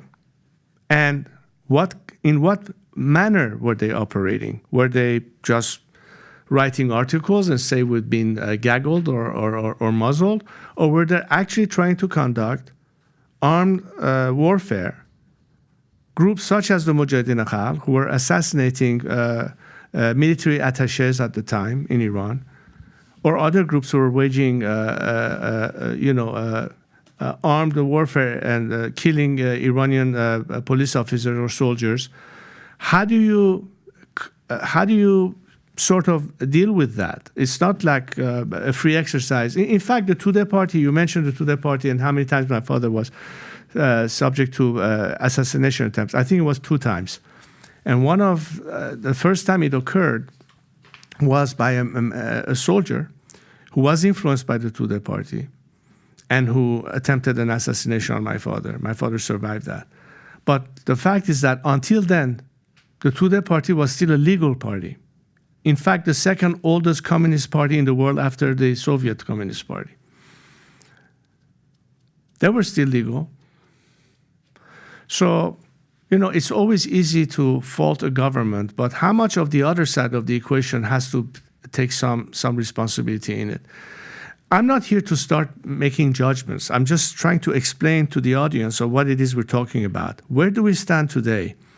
Where is there commonality of interest? Where can we meet in minds, irrespective of whether we are left, right, or center? It's not an issue of being a Republican or a monarchist or a socialist or a conservative. What do we want for our country? Where do we stand vis-a-vis the rest of the world?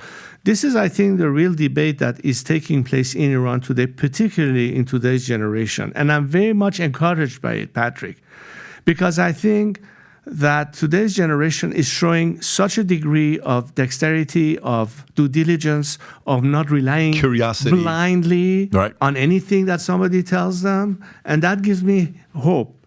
And when I get hope that now, finally, we have the potential, then I'm trying to tell them, okay, let's move from hope to belief, that we can actually get it done. It's interesting you're saying this because while every great empire is going to have some sort of a secret intelligence organization. U.S. has the CIA, Britain has the MI6, Israel, Mossad, Iran had Savak. But here's the interesting thing. A couple of the people that betrayed your father, one of them was Hossein Fardoust. Hossein Fardoust was one of the deputy directors of Savak for 10 years, and your grandfather. This is the story. Your grandfather, I believe, was sending your father to France to go get educated and to accompany him. He paid for Fardoust to go with him to France, I believe, if I'm not mistaken. Yeah. So they went there together. Fardoust comes back. I think they were in the Rosé school in Switzerland. That's right. Together. Yes. So then they come back. So meaning, imagine what this family is doing to you, and you end up being the one that betrays him. And then he goes from being a deputy director for Savak, and everybody's like, how come they never killed him? He becomes a leader of Savam. Savam is like similar of Savak, but for Khomeini. Yeah. And then later on, when you kind of do a little bit more digging and you hear stories about him and General Abbas Gharabaghi, that there was a relationship there between the two of them. Now some people have speculated that's how Khomeini was able to get intel from him, because he promised the information wasn't going to be leaked to the public, that you're maybe like a J. Edgar Hoover type, you're gay, and that was kind of something that was kept. Now again, this isn't public information. I'm doing my research and talk to a lot of different people to see who's saying this stuff. We also got a couple calls from people we spoke to Iran that said these things. There was betrayal, and those same people from Savak, some of them ended up helping Savam, but secret intelligence is going to be around for a while, no matter how big the organization is. And no one looks at CIA and says, what a great organization. MI6, what a great organization. Your job as somebody being part of that intelligence is you're going to get criticized a lot. Now, having said that, let's talk exile. You leave, okay? You're, Sadat, Egypt, come to the States. You're welcomed. You're not welcomed. Palm Springs, Texas, Mexico. Do this, don't do that surgery. Your father's dealing with cancer. He's kept it to himself. They don't want people to know. It's a tumultuous time already. And on top of that, you guys are constantly moving, right? And during that phase, while you're going through it, your father, and by the way, did you know he had cancer before the world knew he had cancer? The first time my siblings and I found out when he was in New York hospital in 1979, right before the hostages were taken. That's the first time you guys found out. Yes, we didn't know.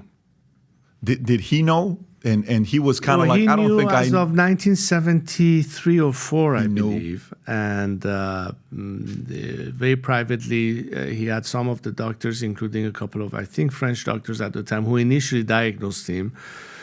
But it was not the correct diagnosis. There was misdiagnosed. It was cancer, but the kind of cancer they thought it was a bit different. And so the treatment that they had given him was the wrong kind of medication to begin with. Anyway, it was from the mid-70s to the late 70s. In fact, most people don't know this, including my fellow compatriots. My father had in mind to pretty much retire and pass the torch on to me by the time I would have reached the age of at the most maybe 22, and we're talking about the early 80s, knowing, of course, that he's ill, and that's anticipation of that. And, some people had later on said, well, if he knew he was going to do that, why didn't he announce his game plan and all those things? But I don't know to what extent he wanted to protect me in some ways, or the fact that maybe by the time the crisis had reached where it was, it may have been too late. If he had said it earlier, maybe the whole country would have responded differently, but then that would have been a weakness that would have been taken advantage of by the outside world. I mean, it's such a complex thing. Yeah. Which direction does one take? And anyway, these are a few factoids out there for people to ponder upon, because history has a funny way of taking shape sometimes. Very, very, very interesting. Again, I was born in Iran during Shahanshah for 3 months, right? And then, exile happens, then Khomeini shows up and mayhem is there. But I'm asking this question because on November 1st, 1980, day after your birthday, your Halloween, so October 31st is your birthday, and at 20 years old, you announce yourself as the new king. When you do, in Washington, State Department spokesman John Tratner, said the U.S. had no intentions of supporting Reza Pahlavi, yourself, the Crown Prince, adding that we accept the result of the April referendum and accept the government of Iran as the legally constituted government in Iran. What was your initial reaction when you saw John Tratner saying that and, the U.S. taking a position like that? Well, let me also say something that I think your audience needs to hear in the context of history. 3 months before, or what was it? No, a month before that statement, the war between Iran and Iraq broke out. At the time, my first initiative was to send a message to the Iranian staff for the Air Force, volunteering as a pilot to join with our Air Force to fight back against the invading forces of Saddam Hussein when the war broke out. That was the only thing on my mind at the time, knowing full well that, what's at stake here, But that was my first instinct as an Iranian, nationalist. It's my job and my duty, first and foremost, to go and fight that war. I never got an answer. And in fact, later on, we found out that the regime was very suspicious. Is that some kind of a veiled thing that is pushing towards a coup of some form and those kind of ideas? Anyway, the point is that that went unanswered. You refer to that message. My intentions was simply this, to say, listen, we are at war.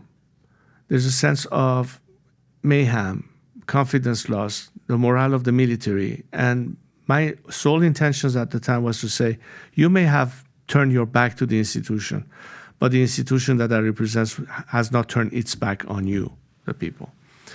I was 20 years at the time. I thought that this was perhaps necessary to bring in some element of stability and confidence in people's mind, albeit that we all knew that there's a new regime in place. I knew Khomeini was in place when I volunteered to go there.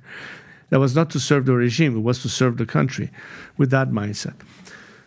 And over the years, I said, by the way, this is ultimately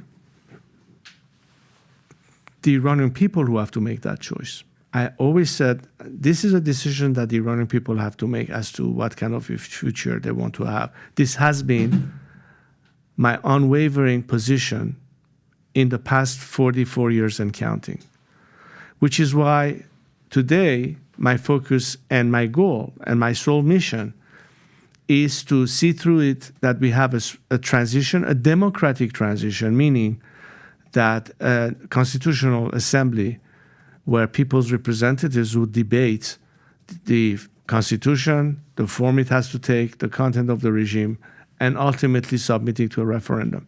So I'm not vouching for either a monarchy or a republic. I'm vouching for a democratic, secular democratic outcome, and let the people decide what they want.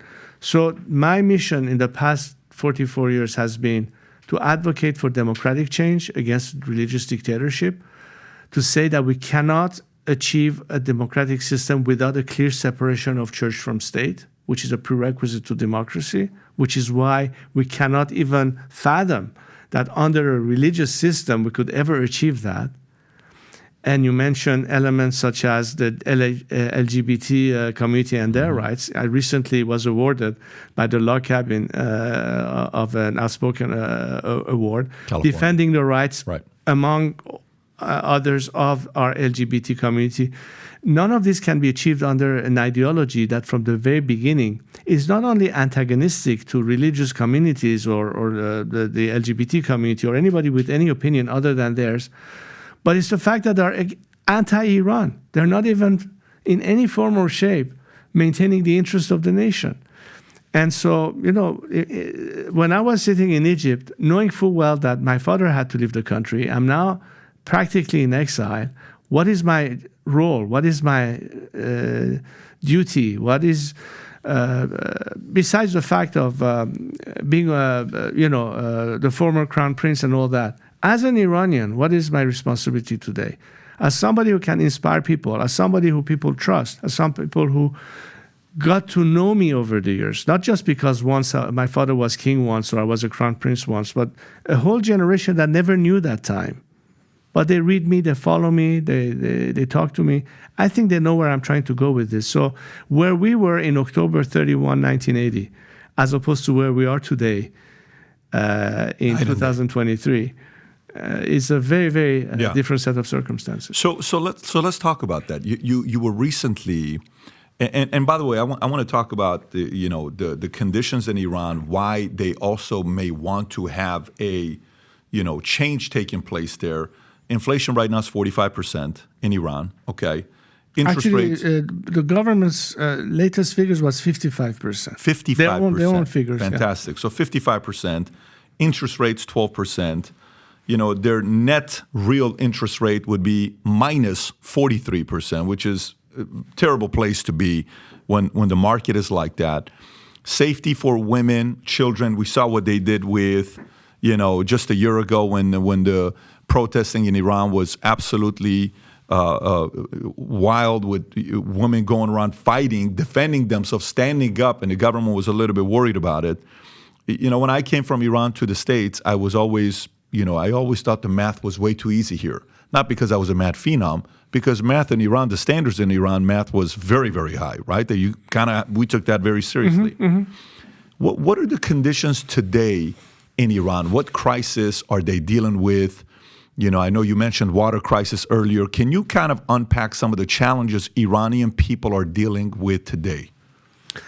Well, I guess The most obvious factors, and the economic factor, obviously, is the overwhelming factor in terms of not just income and ability of feeding your family and having, 60% of our society living at or under the poverty line, and with the descriptions that you give. Opportunities to find work or anything like that. People having to literally sell organs to be able to pay the rent because they have no other ways of having, means how long can this be sustainable? Especially that despite the fact that since the new administration in Washington, Iran had access to over $90 billion. A lot of it as a result of oil revenues that were not subject to sanctions that could have prevented them from having access to more money. But it's not been spent on people. It's not been spent on workers. It's not been spent on, the whole strata of people who are truly struggling to put food on the table. Instead, they're spending it on their proxies. They're financing Hezbollah and Hamas. They're doing everything else in the region, including antagonizing the Saudis through the Houthis in Yemen and what have you, not to mention sending drones to the Russians in their conflict with Ukraine and so on and so forth. In comparison, people know that the more they go in time, the more they become destitute, the more half of our banks are insolvent. I mean, they're practically bankrupt. People don't even know if whatever they supposedly have in a bank is really there. It's a sense of fear that is beginning to be sensed. I'm not talking about political dissidents and that fight ever since the Mahsa revolution and the brave struggle that our competitors have shown. But it's also all of these malaise, meaning that at some point it's got to give. And the question is, then what happens? The question is, what directions can the country take?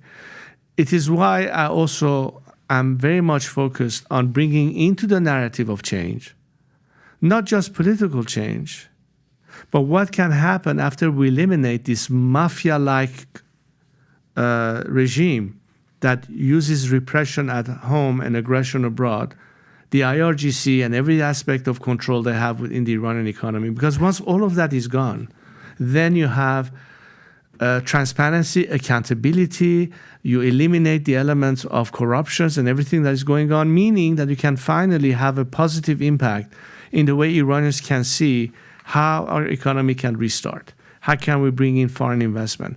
How can we bring the best entities and industries that give Iran all the needs it has in terms of infrastructure and its upgrade, in terms of new technologies, the kind of enterprises that can create immediate income and jobs for people in the most disaffected areas, such as in the Baluchistan area and so on and so forth.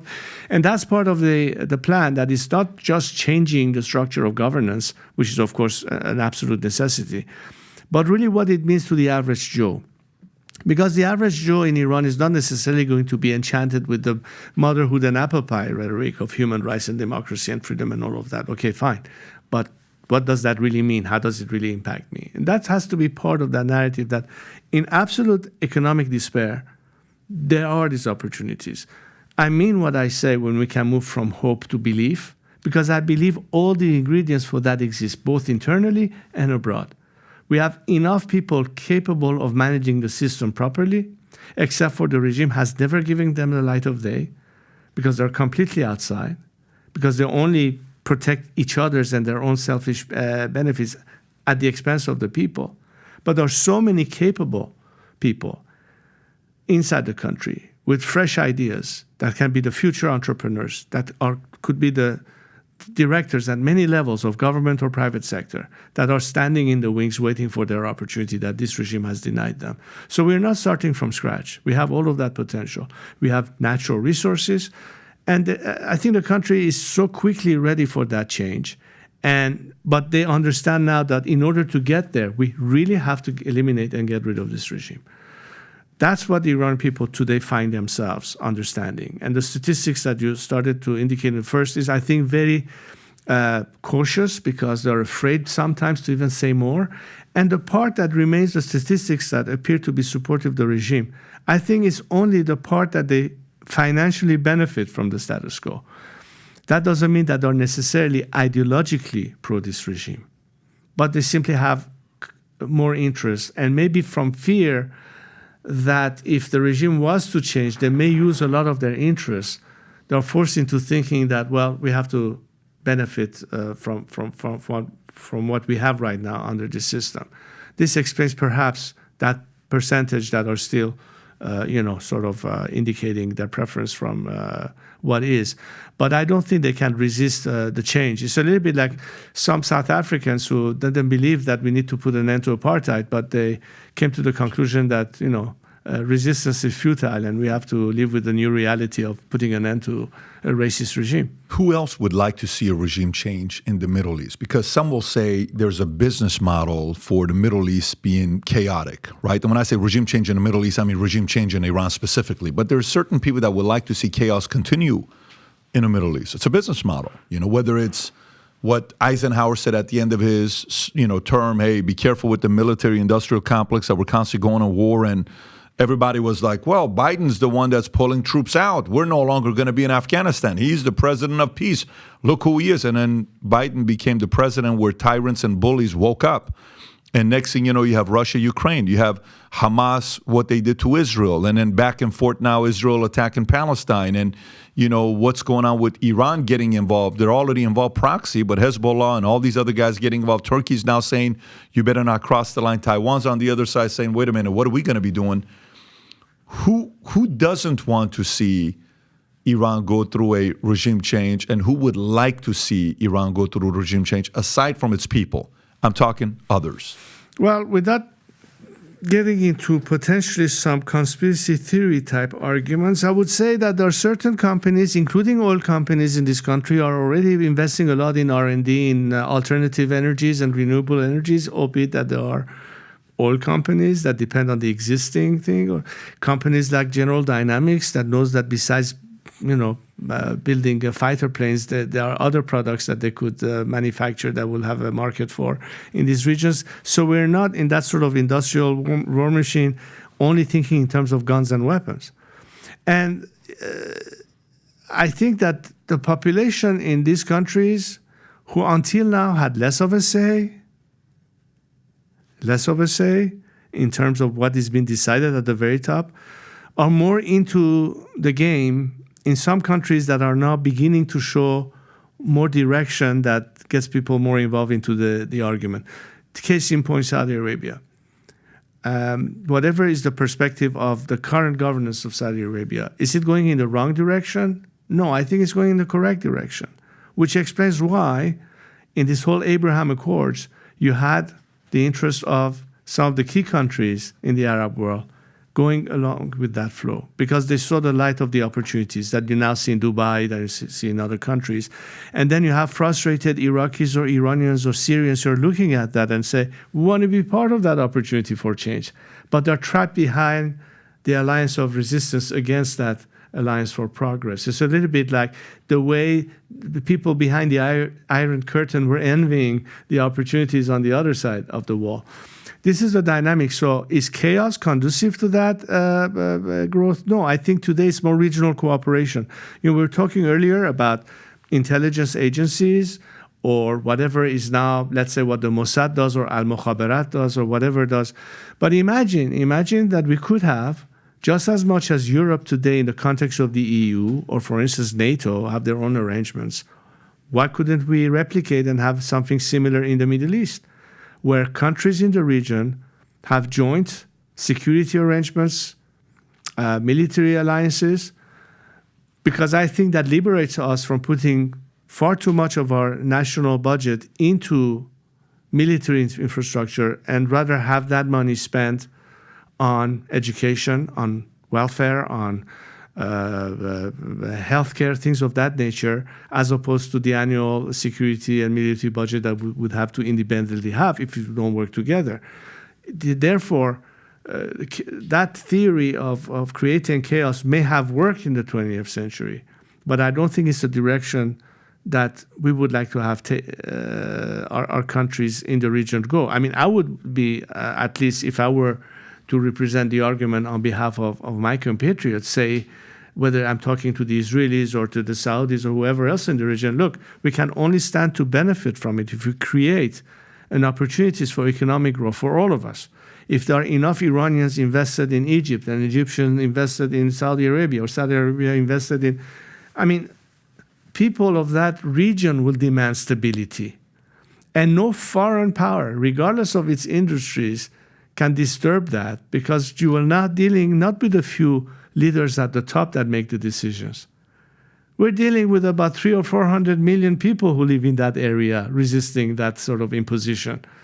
That's the nature of the game. So, obviously, we can't guarantee that those who will think differently may want to try and attempt to force again that scenario. But it's very different than before. Before, most of the people in the region will not have a say in this debate. But if they say, wait a second, it is our assets, it's our properties, it's our economic interests, they will in fact demand their respective governments to maintain that situation. So I don't think that the dynamics in the 21st century resemble anything like what we saw in the latter part of the 20th century. Some of the rules have changed. I'm not saying that those problems have totally dissipated. I'm not saying that we are out of the woods yet. But I think that if we look from that prism, that if the behavior is commitment to religious cooperation, regional cooperation, it is committed to working with as opposed to against each other, that it's a collective benefit as opposed to a zero-sum game. It is not this camp or that camp. Of course, you have to create that vision. And I think that vision is through dialogue. And the more we have dialogue among our nations, the better we can achieve that.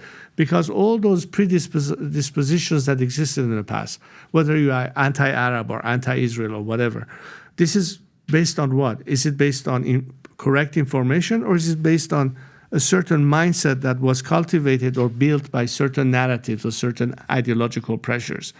I think in a realistic, free world, when debate and discussion is open and transparent, those kind of ideologies that tend to radicalize people or mount them in an attitude of being anti-something to justify your own ends, we can reverse that, or we can at least eliminate that.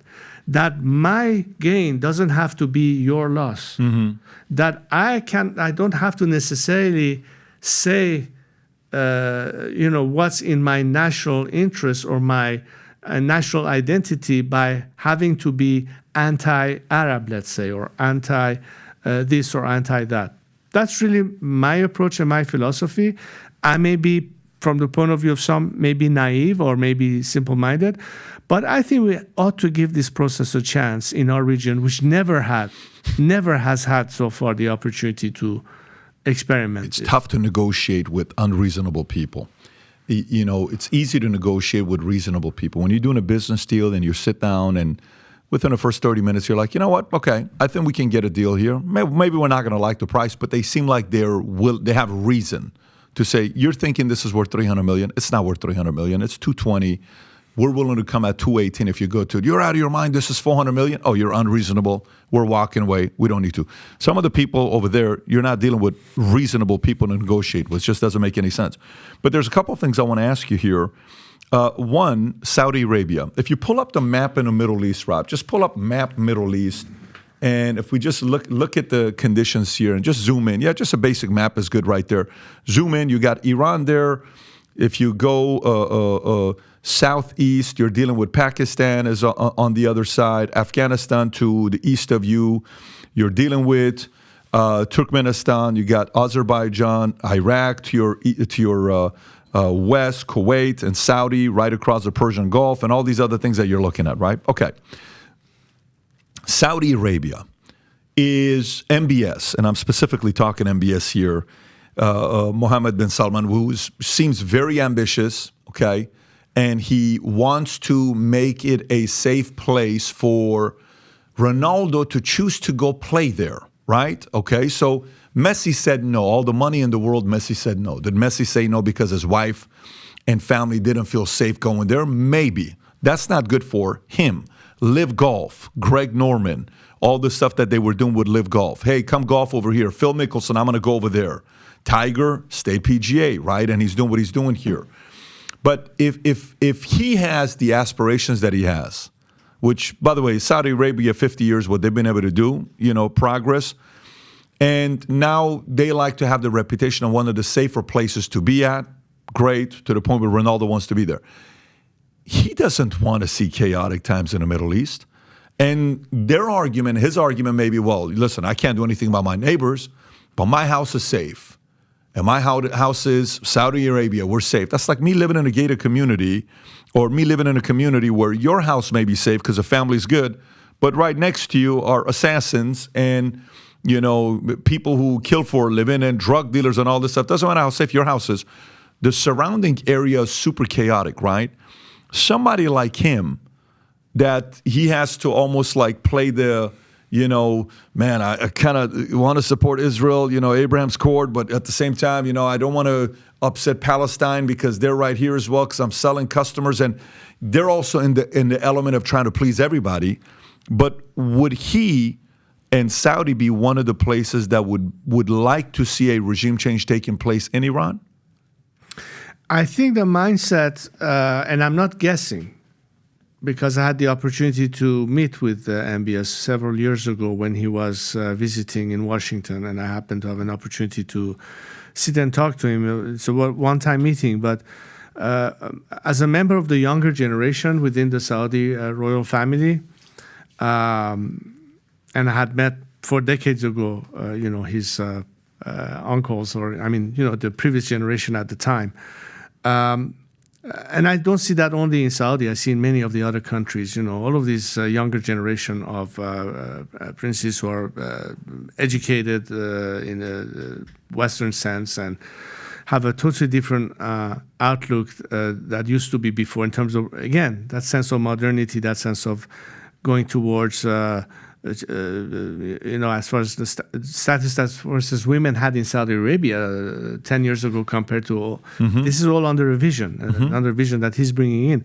And he was telling me, he remembered, not that he remembered, but he knew through the experiences that Iran had at the time before the revolution, the kind of relationship that we had with Saudi Arabia. I'm talking about Iran-Saudi relations and how everything turned for the worse since the revolution.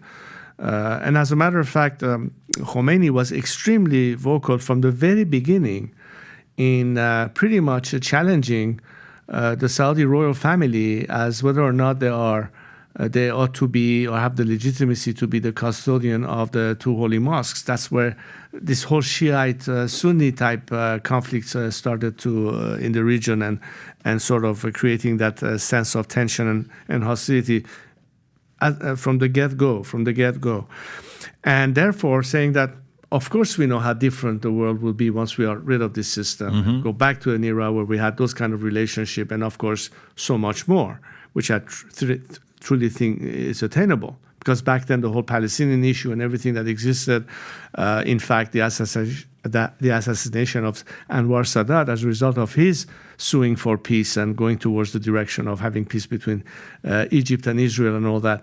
I mean, all of these factors that, again, to some extent you brushed upon it in terms of the chaos and conflict. But I think that right now, the whole body language, the whole determination is how can we progress towards regional cooperation. So you have to eliminate the element that creates chaos. You have to eliminate the element that creates instability. You have to eliminate the element that is creating violence and uncertainty. Guess what?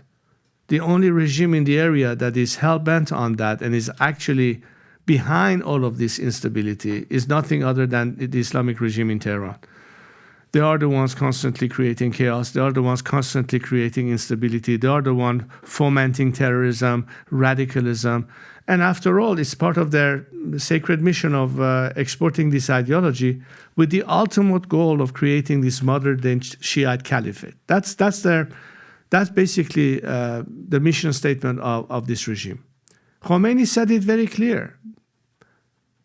Khomeini said to I don't know if it was an Italian reporter or some reporter on his way as he was flying back to Tehran, what are your sentiments after 15 years in exile of returning to Iran? You know what he said? One word, nothing. Nothing was his answer.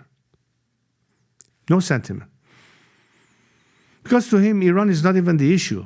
It was the ummat. It was all about the world of Islam, borderless. It was not even in the interest of the nation. That's what he said. And you know, that word ominously is today in the mindset of Iranians. Hich, meaning nothing in Farsi. Yep. You have no sentiments. And then you look at the kind of leaders who today say, what can we do for our own countries, our own respective countries? But wouldn't it be easier if we did it in collaboration and together? I mean, it's a simple, rational expectation. Does it pose new challenges? Yes, it does. But there are good problems to have.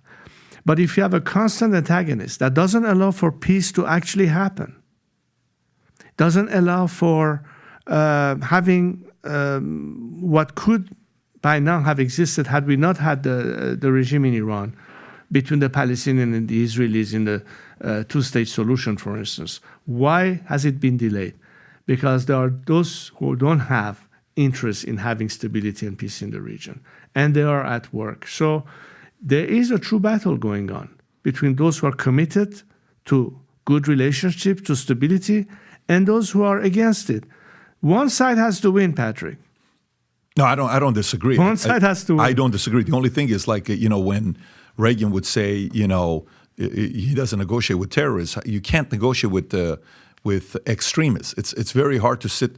Let me ask this question: what do they fear? Where will they feel pain the most?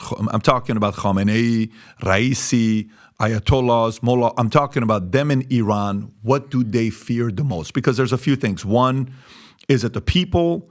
Is it certain sects where they fear that are armed? Because only 7.3% of Iran is armed. So if the populace wanted to kind of do something to the government, it's not going to be highlighted. Just to kind of put things in perspective, they're at 7.3%. You got Taiwan is 0, Indonesia 0, U.S. is 120%. So that means we have more guns than our populace. Like if it's 340 million, we have 390 million of guns in America, give or take. In Iran, they don't have it. So we the people, maybe. Is it more sanctions? Because when the sanctions came up, if you can pull up that CNBC article, Rob, that we have, these 6 charts showed Trump's sanctions and Obama's sanctions when he lifted it, what it did, and how painful it was. It cost him nearly $1 trillion. If you can go a little lower to look at this. First chart shows Iran's economy last reported growth in 2017. So here's in the gray, that's Obama tightened sanctions on Iran until a nuclear deal is reached in 2015. Boom. Once it's reached, he releases the sanctions. You notice the economy explodes, goes up 2016. And then Trump comes in. He withdraws from the 2015 nuclear agreement. Boom. It collapses. Not a little bit, dramatically below the GDP change to the left. If you're looking at the number, that shows the change. And then obviously Biden comes in, he releases it, and it's kind of going back and forth. Go to the next chart to see what sanctions did to Iran. Oil exports have fallen since new sanctions were imposed. So again, nuclear deal signed, oil exports go up, 15, 16, 17. Trump reimposes sanctions. It drops dramatically of the number of millions of barrels per day. Go a little lower. The next one. Iran trade had been on a downward trend. Got worse even after that in 2017 once the sanctions came back up. If you want, and by the way, these are the lowest levels they've had in decades, which is problematic for them. Go to the next couple charts. This is inflation. We just talked about that today. They even released it that they're at 55%. Go to the next one, Rob, if you could. Unemployment, steady 12%, climbed again. And I think there's one other one, if I'm not mistaken, or is that the last one? Yeah, this is Iran's fiscal deficit is set to widen further. I mean, go back to 2011. Okay, they're doing okay. Iran rials in trillions. And then look at what happens. 17, 18, 19, 20, 2021. You don't want your company to look like this. You don't want your bank account to look like this, let alone your U.S., your Iranian government to look like this. So is it the people they fear the most? Is it sanctions they fear the most? Is it women they fear the most? Is it young people they fear the most? Is it Kurds? Is it, who is it that they fear the most to say that's the one way to impose pain on the regime to cause a change? I think it's a little bit of all of what you described, because let's say if you are on a sort of parallel track approach, and by that I mean let's focus for a while on the, let's say, campaign of maximum pressure in the context of all sorts of sanctions that can be in fact implemented. And I must say that some of the sanctions that have been called for have not really been implemented, which is why they have had access to more oil revenue that they wouldn't have had. But, you know, again, that's the result of the policies of the current administration. But other steps that they can take, because part of their means of conducting their campaign of aggression abroad is the fact that they have not been dealt with. For instance, Khamenei has offices in England that operate as distribution centers for money that funds all sorts of activities in that country that antagonizes the Jewish community, or, for instance, threatens journalists and what have you, just to cite a couple of examples. And I'm sure they have similar entities that are operating in Canada, in the US, and so on and so forth. We haven't seen a policy that actually takes note of these elements that are tied with the regime, that are conducting these money laundering operations. There have been an expelling of members closely associated with people that are criminally responsible for many actions that have taken, that are freely roaming the streets of America right now. Some of them even work for the U.S. government. So these are the kind of things that will put fear in their mind that the world is now really taking this seriously, and that they're cutting, us from having that leverage outside. But what about the domestic component? What they fear are the people more than anything. Why would you go and try to poison girls in their schools? Why would you go and shoot people in the face? How would you dispatch troops to kill Kurds in their own region? I'm talking artillery and tanks against your own citizenry. They are afraid of the people the most. But as long as they think that the Iranian people are not being helped or supported or backed, then they think that they still have a chance to buy some time and take advantage of some weak foreign government policies vis-a-vis them. So what I'm trying to say here is that while you could increase the maximum pressure by bringing even more element into limiting the regime's ability to repress, aggress abroad or repress at home, you have to bring in, parallel to that, a policy of maximum support. That policy of maximum support means that you bring more opportunities for people to bring pressure from within. The combination of the two is, first of all, what could help the Iranian people ultimately triumph. And the regime is not dumb. They, even at the time of the Green Movement, which was far short of what people in Iran today call for, Khamenei's plane was fueled and ready to take him outside of Tehran. Many days before ultimately started to, tank. They are very paranoid about that. They are just counting on, that thing not being continuous. So that's the way to address it. But if I may raise one of the things that I've always been critical of in terms of the basic flaw in the foreign policy of most Western governments, I'm talking about Western Europe and, of course, the United States, is that all this policy of sanctions was based on the false premise of behavior change as an expectation, as if this regime could possibly change its behavior, become good guys, sit at the table, and reasonably negotiate. And that was a false expectation to begin with, irrespective of whether sometimes it was the carrot and sometimes the stick approach. But it didn't pay off simply because it is not in the DNA of this regime to be able to coexist in the same world that talks about liberty and human rights and democratic values. It is a regime that is totalitarian in terms of its vision of exporting an ideology. It is as fascist as it comes in terms of the way it treats its citizenry, not unlike the Nazis during the war. It is racist in terms of how it behaves vis-a-vis other ethnicities, and a little bit like what we had in apartheid. What's interesting to me, by the way, Patrick, is that the world the free world at least, went to war with communist Russia and triumphed at the end. We had to go to war to defeat the Nazis. You brought pressure to eliminate and put an end to apartheid. Each of these were separate systems. But if you look at the regime in Iran, it is all of the above. It is totalitarian in one way, like the Soviet Union was. It is fascist the way Hitler's regime was. It is racist the way it was in South Africa. And yet, nothing has been done about it. That's a bit odd. What do you mean by nothing has been done about it? It's almost like, well, let's accept this as a fait accompli. And so they all hid behind the argument, let's talk to the moderates. I want to take you back to why is the regime fearful of the people? Because the first indication that the world thought it's actually for good, for real, was this promise of reform. It all started at the time where Khatami was in the picture or came into the picture.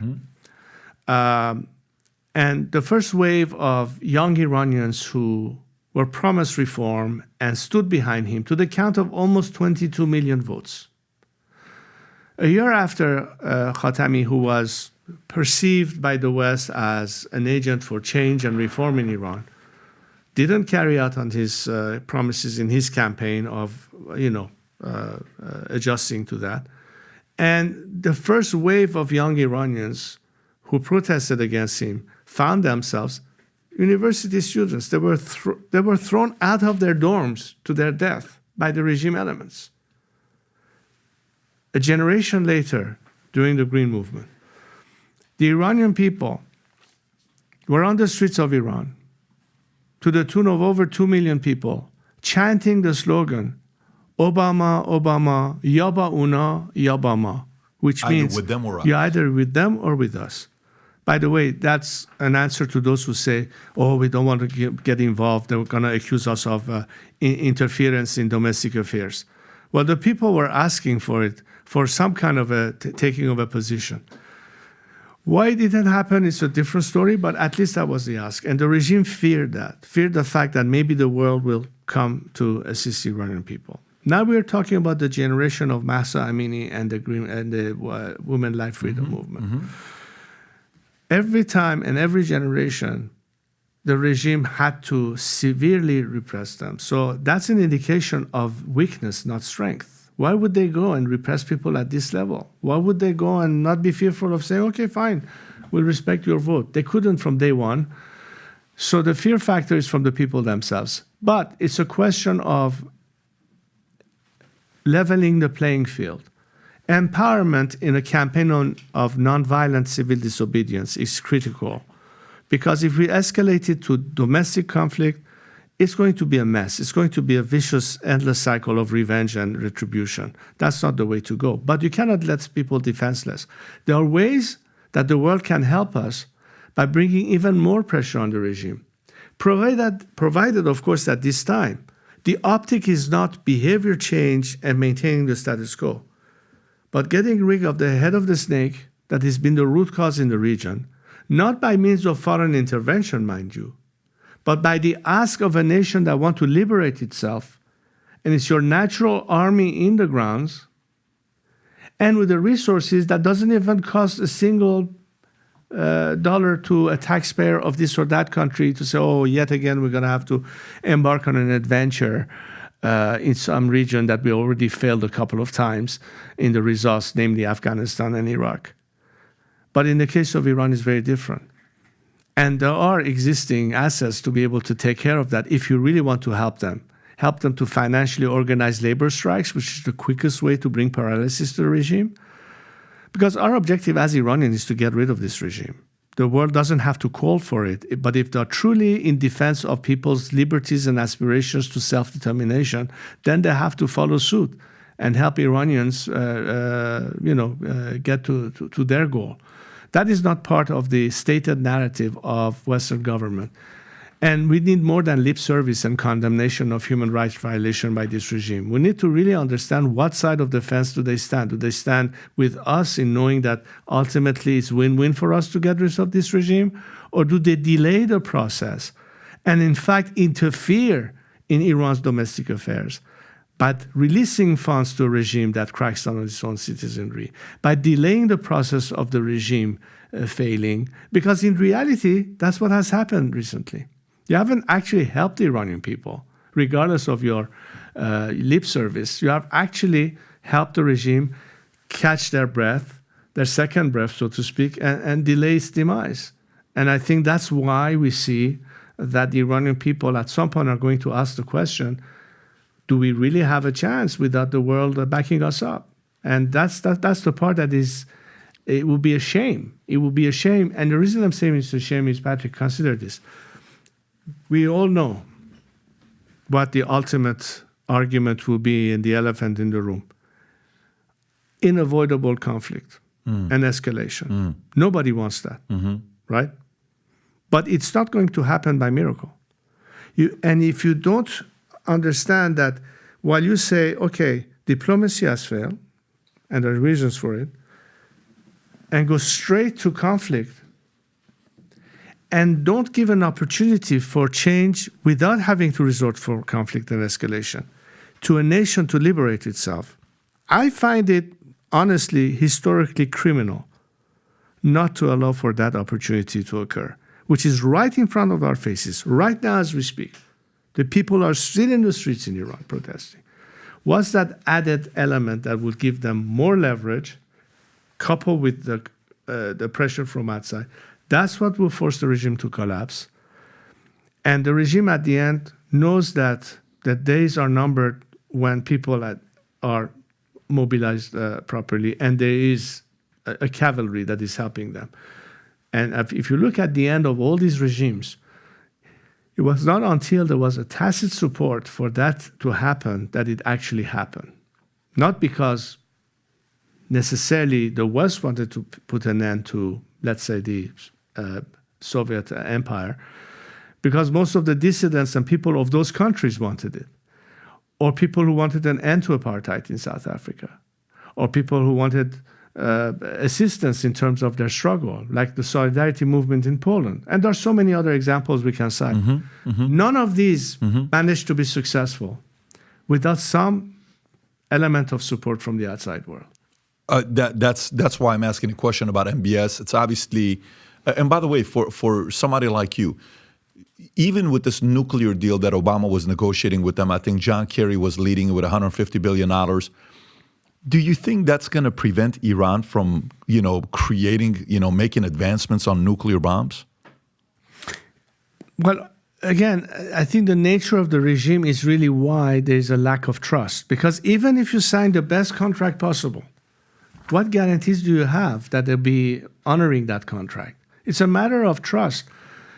In that sense, it's not the gun, it's the finger on the trigger issue. Why do you negotiate with a country that believes in death upon America, yet you want to release $150 billion as long as they commit to not building nuclear, not making advancements on a nuclear bomb? Why do you trust that regime? That's a contradiction in that analysis. That's again pointing to what I'm saying. There's a flaw because you think that these people have the rationality of realpolitik in mind. They don't.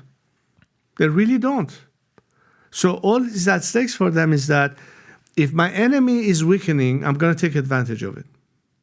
America is the enemy. America is the great Satan in the mindset of the regime, not the people, the regime.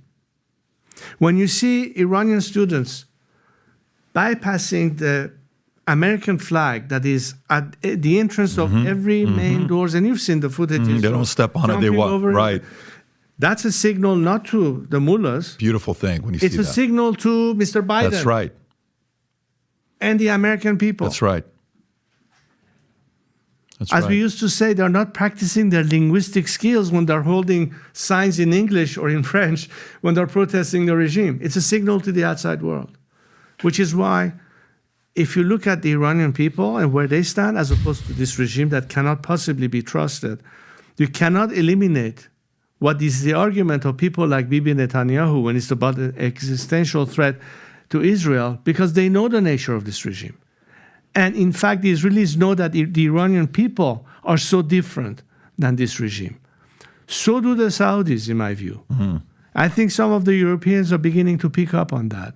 I sure hope that the American people already know that, because we have at least 1.5 million, if not more, Iranian Americans or people of Iranian origin living in America, and they have a chance to discover them and their thoughts about their country and what they represent, in contrast to what this regime is.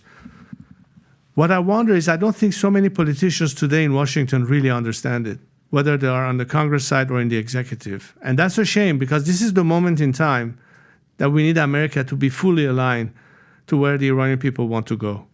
When we know that outside of this, what China is trying to do, what Russia is trying to do. Yeah, I mean, it's interesting. By the way, this is it, what you're talking about. They don't even want to step on the Israel flag or the American flag. When I lived in Iran, that flag to us was an idea. I didn't link it to a face. I linked it to an idea of freedom, of what it meant to dream. One day, you're watching Rocky IV, what America would one day look like. But by the way, so I'm convinced they're going to build a nuclear bomb, whether you like it or not. They're going to hide it from you. They got plenty of desert, plenty of underground stuff that they can do without even you knowing about it. So you're better off when you're negotiating with someone like that to just say, guys, what are we doing? They're going to build it anyways. No matter what you tell them not to do, they're going to build it anyways. So, while you're saying this, obviously, the nuclear stuff that we're talking about, my question for you is the following. There's a clip with Piers Morgan. If you want to bring up, Rob, the clip with Piers Morgan, you're interviewing with him. This is, I think, a week ago, maybe 2 weeks ago. And at the end of the clip, he asks you a question. And I want to kind of ask the question in a different way to see what your thoughts are. But play the clip when he asks this one-word answer he wants from you, which he doesn't get, but go for it. If you got the opportunity democratically, would you go back and lead Iran?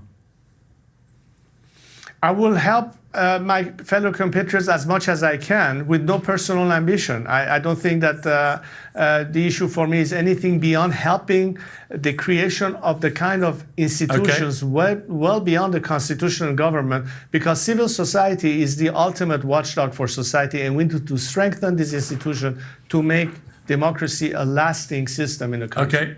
I'll take that as a yes, not 76 words, Reza. Not 70. You can pause it right there, Rob. But I think my question... I didn't hear the one word, by the way. Oh, I got you. Okay, I got it.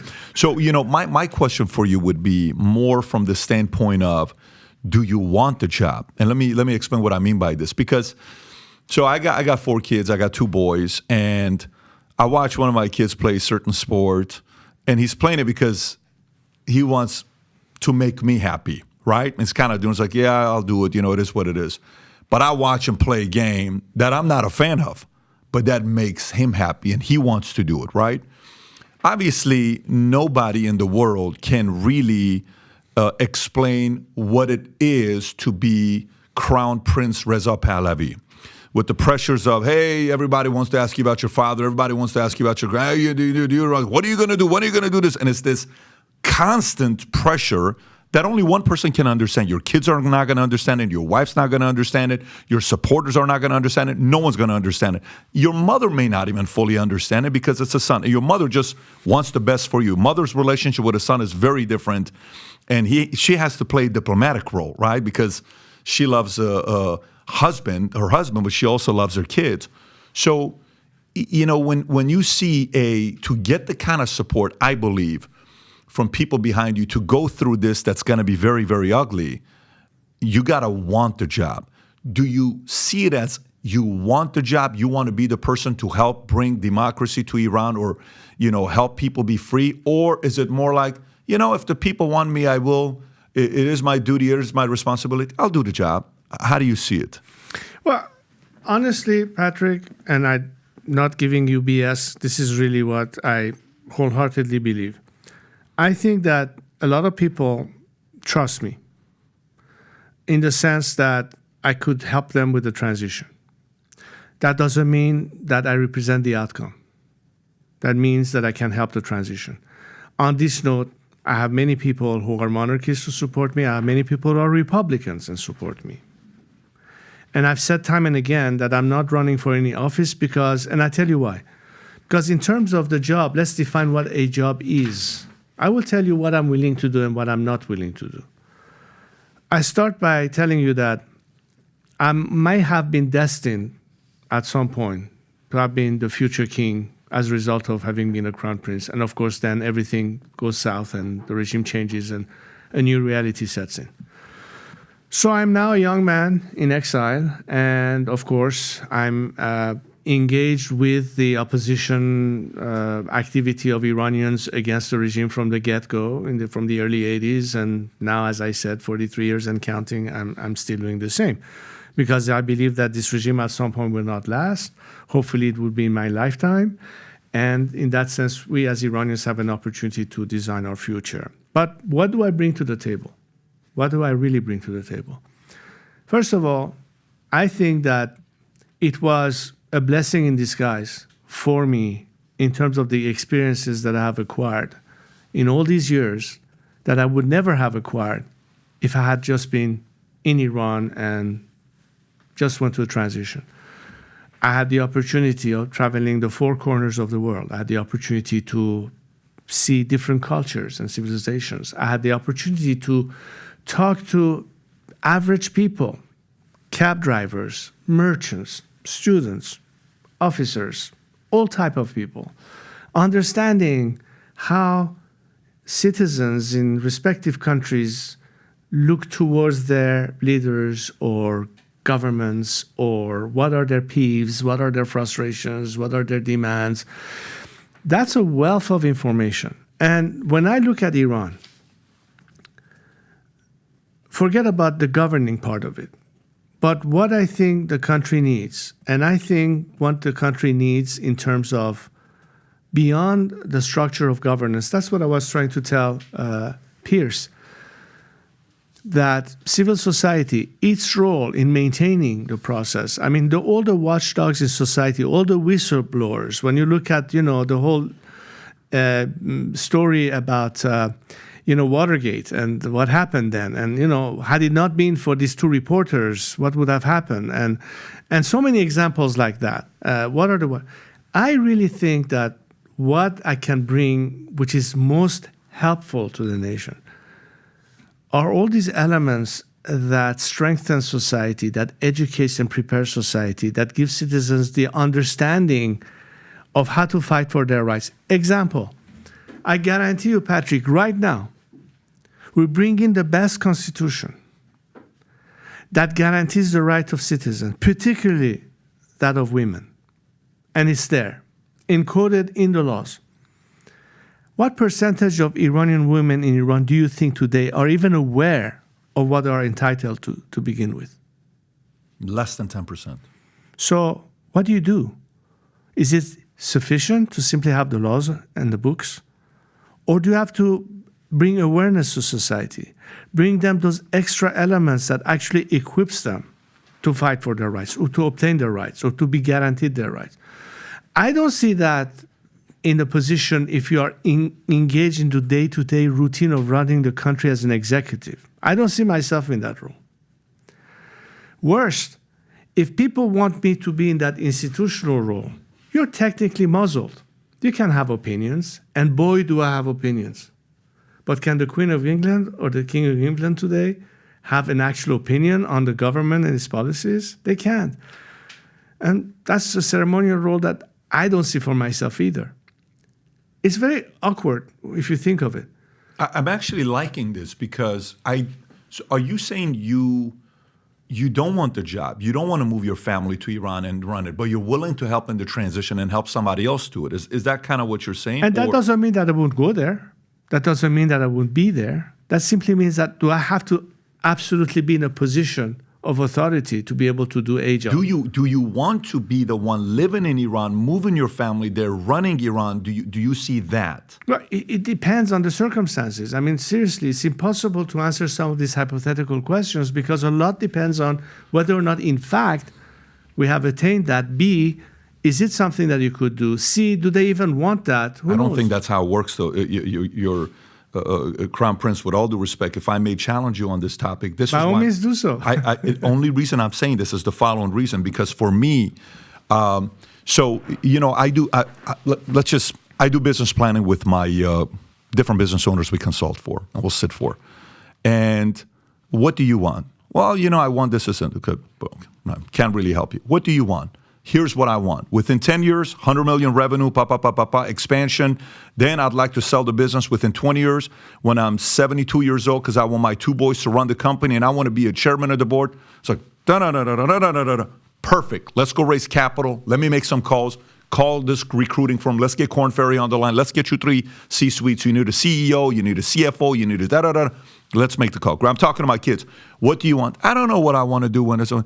What do you want? Daddy, I want to play for Manchester, and I want to do this. And I'm like, okay, babe, we got to go find out if this kid can't even play for Manchester. Here's what So I think the reason why I'm challenging you with this thing is because the more we know as the audience, then we can back you up, or your word carries weight where you can come, there's a couple names I can't say, a couple names I cannot say. I can say Ali Karimi, I can say Ali Daei, I can say these names.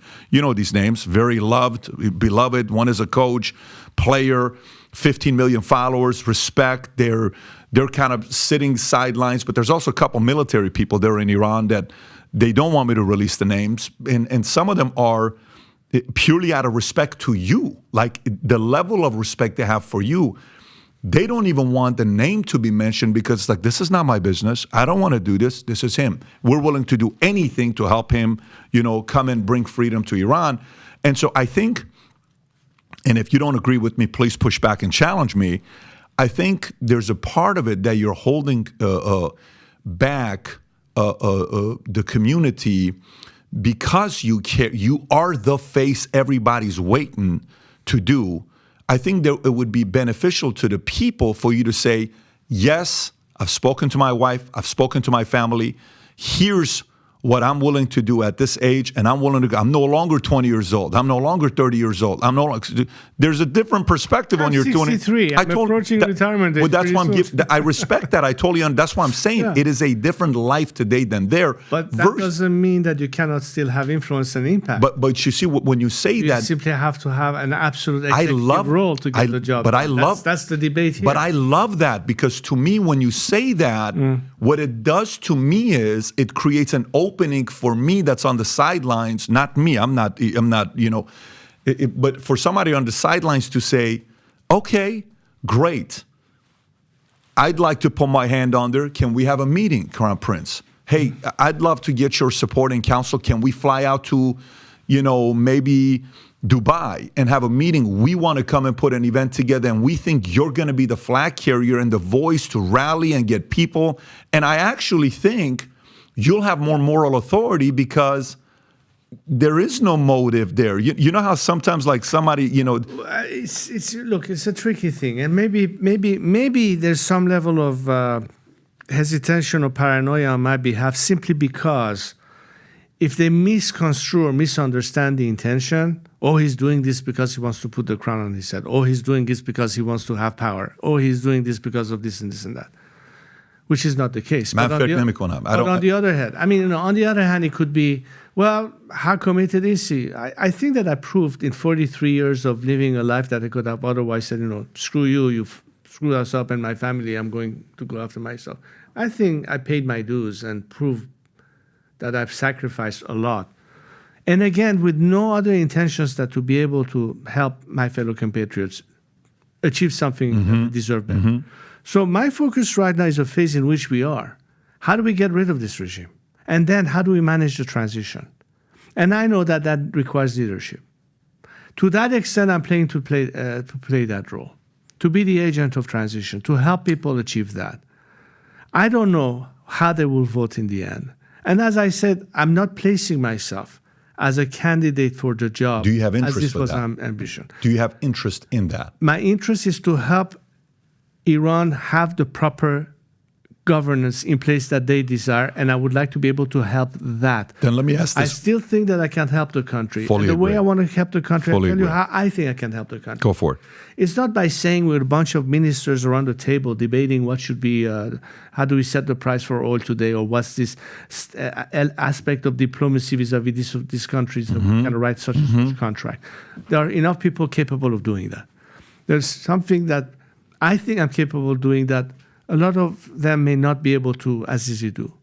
The whole network of people that I know, the whole people that, from a point of view of entrepreneurs in the industry and technologies that I can bring to my country. Yes. The kind of connectivity that I can make Iranians be connected to the outside world. Maybe I could be an ambassador on behalf of the country worldwide to be able to do that. I really don't see myself isolated in some chamber with a bunch of the decision makers and not be able to free to roam the country, to see the people from near, know exactly what they want, not be to be surrounded constantly by a whole court of security guards and have an overworked schedule where you really are stuck to some function of executive. Honestly, truth to God, that's not me. And I think that I can still contribute to the country. So if Iranians come and say, you know, you either have to say absolutely 100% unless you're not going to be there to put the crown on your head or be the next president, then what's the point? I said, guys, I cannot be someone that I'm not. That's what I am. That's what I want. That's what I would like to be able to help you with. If that's not good enough, then it's fine. Bypass me. Find somebody else. But I'm not here to gain power. I'm not here for the job in the sense of being in control. At least not now, because I think we are far from that debate and argument. What we are here is how can we manage this transition? And that's where I recognize, and that's where I feel that a lot of Iranians are pinning their hopes on me to play that role because they don't see too many other people they can trust around. Let me restate what I think I read from what you said, and correct me if I'm wrong, because I want to be as clear and concise as possible.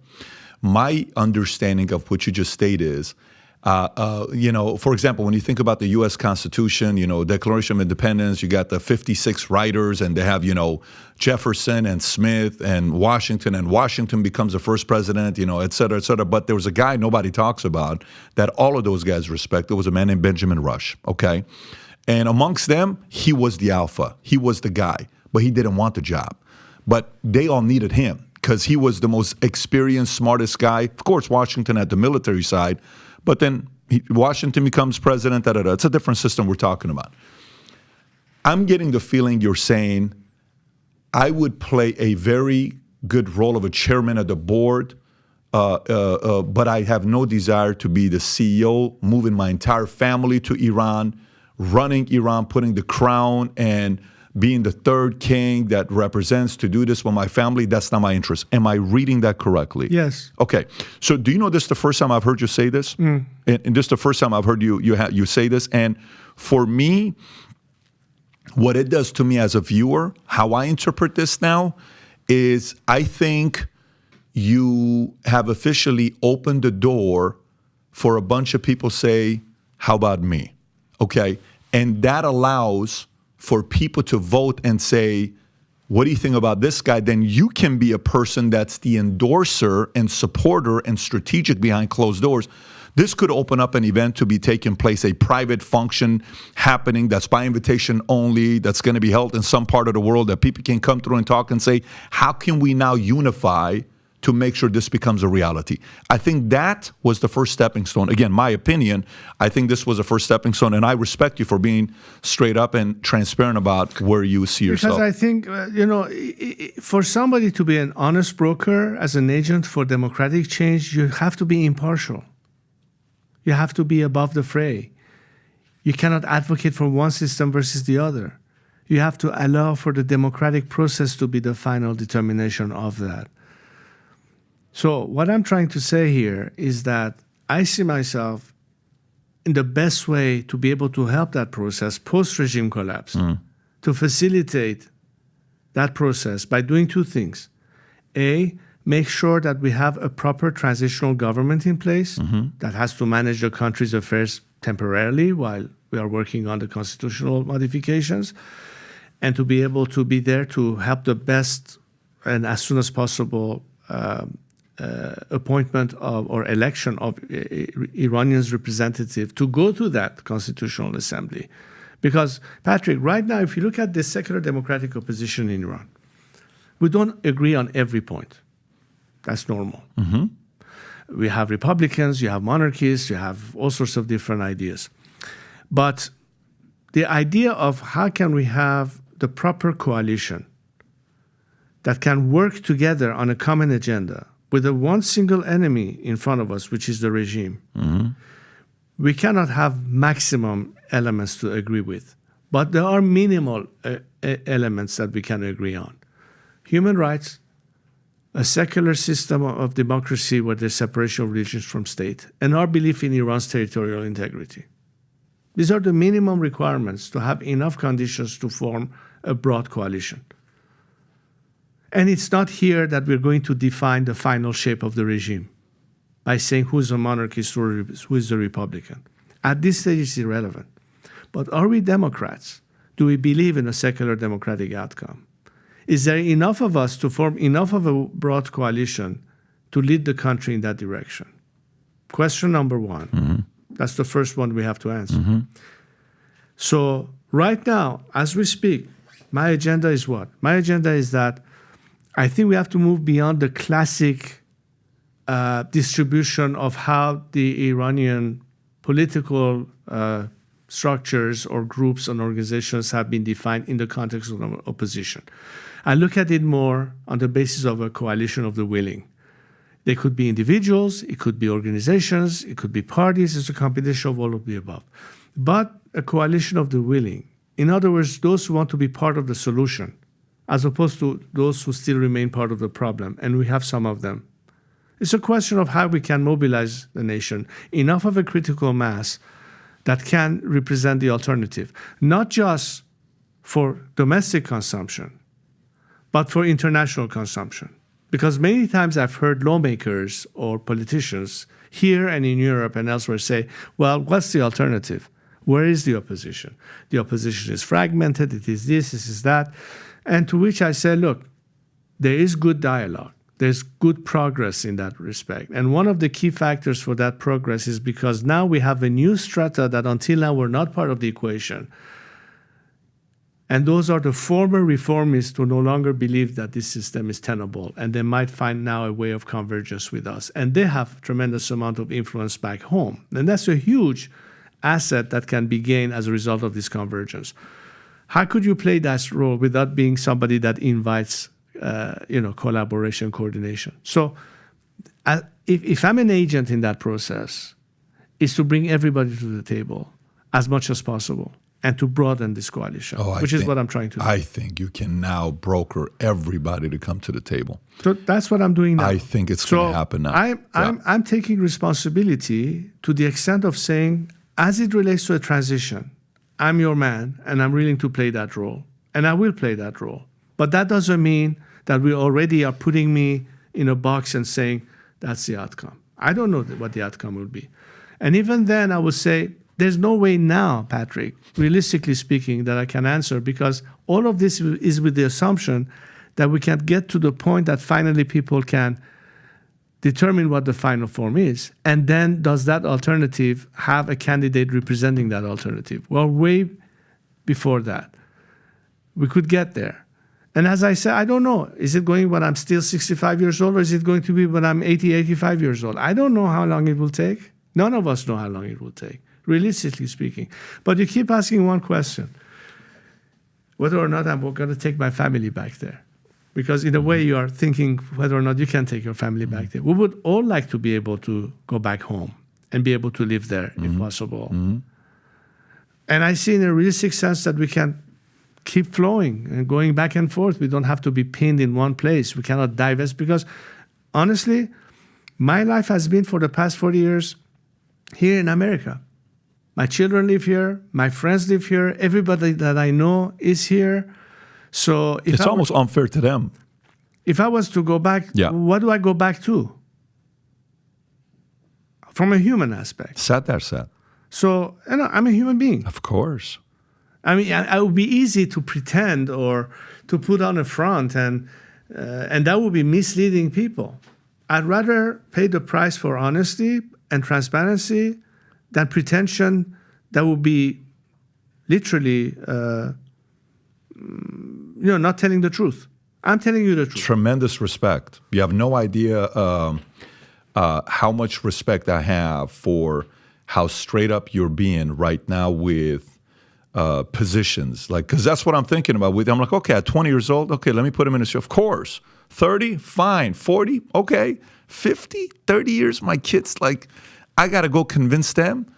43, 44 years, my wife, the places you go to, where you live, schools, the system, all of that. And by the way, for me, I have no desire to move back. It would be the most unfair thing for me to do to my American wife, which you've met, and who's from Houston, and my 4 kids who they're used to this. But I would love to go take them for a month, 2 months, 3 months, and stay there and go. I'll sit in the backyard. I don't know what songs you listen to. But when you were coming in, I was listening to Vigen Lullaby, and him and his brother, and it's funny, his brother was a activist that was actually was not a fan of certain things, but I would listen to Moin, Delam Mikhad Be Isfahan Bargardam, that whole song. Where I listen to Moin, Bego Ke Gol Naferestad Kasi Bekhane, that whole song. And you just listen to it, and you go there, right? I went to I think it was a Dariush concert. Dariush is the one that had challenges with drugs before, and he cleaned up, and he's got millions of followers, right? So my brother-in-law, Siamak Sabatimani, who is outside with the family, he wants to meet you. Of course, you guys have seen before because his father, you know who his father was. He takes me to this concert. This is when I lost my voice for a couple months and had to do surgery. So he takes me, and I'm sitting there. He says the most amazing thing that till today gave me the chill. This was 10 years ago. He says, I first want to say a couple things. One, I want to apologize because none of you ever invited me to your weddings because my music was depressing. So I was never invited to your weddings because you don't want to play my music at your wedding because you're not crying and doing. That's why I apologize for not creating the kind of music that you would invite me to your weddings because I wanted to come to your wedding. He's talking to, serenading with the audience. Beautiful thing. Then he says, for a moment, let me take a moment and talk to the young people in the room. He says, and he says it in Farsi, and Siamak fully translated for me. He says, make sure the young wolf in you takes care of the old wolf that you'll one day be. What a thing to say. Because the young wolf is hungry. The young wolf wants to go take over the world. The young wolf is like trying to go.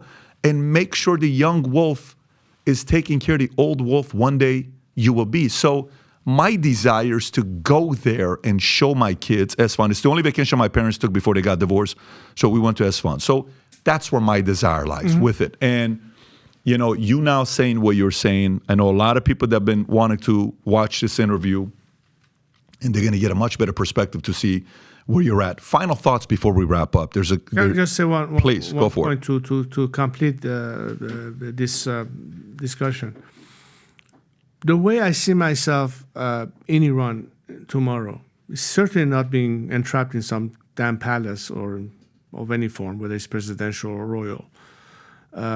Maybe in a way it's what has been taken away from me for 40 years of being able to roam my own country rather than be forced into life into exile.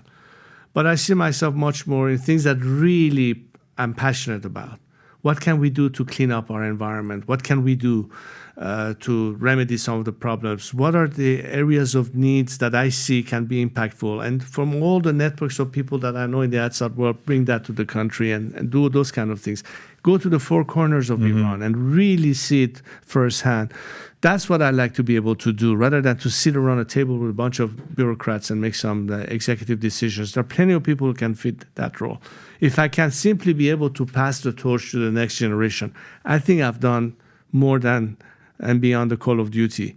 So, Iranians should not look at me only because I represent the future in the sense that everything is going to circle around me. In fact, I think that doesn't do service to the nation because, again, you are enforcing the view from bottom to the top and someone sitting at the very top, which is not at all my agenda nor my objective.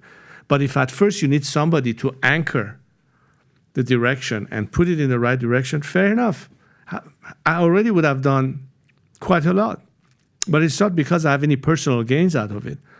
I think there are plenty of people capable of running the country in that context.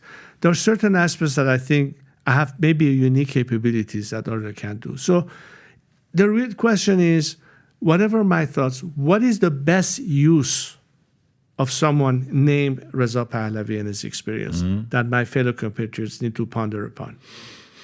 That's really it. Because if I have to commit the rest of my life helping them, the minute you enter the field of politics, which is limited in terms of mandates, so what? I'm stick around for 4 years, then what? Then what? The same question will come with who's next. This should not be the issue in the first place. That's what I'm trying to say. But that's, again, far way down the line. Right now, the question should be, what is he doing now? What is his role now?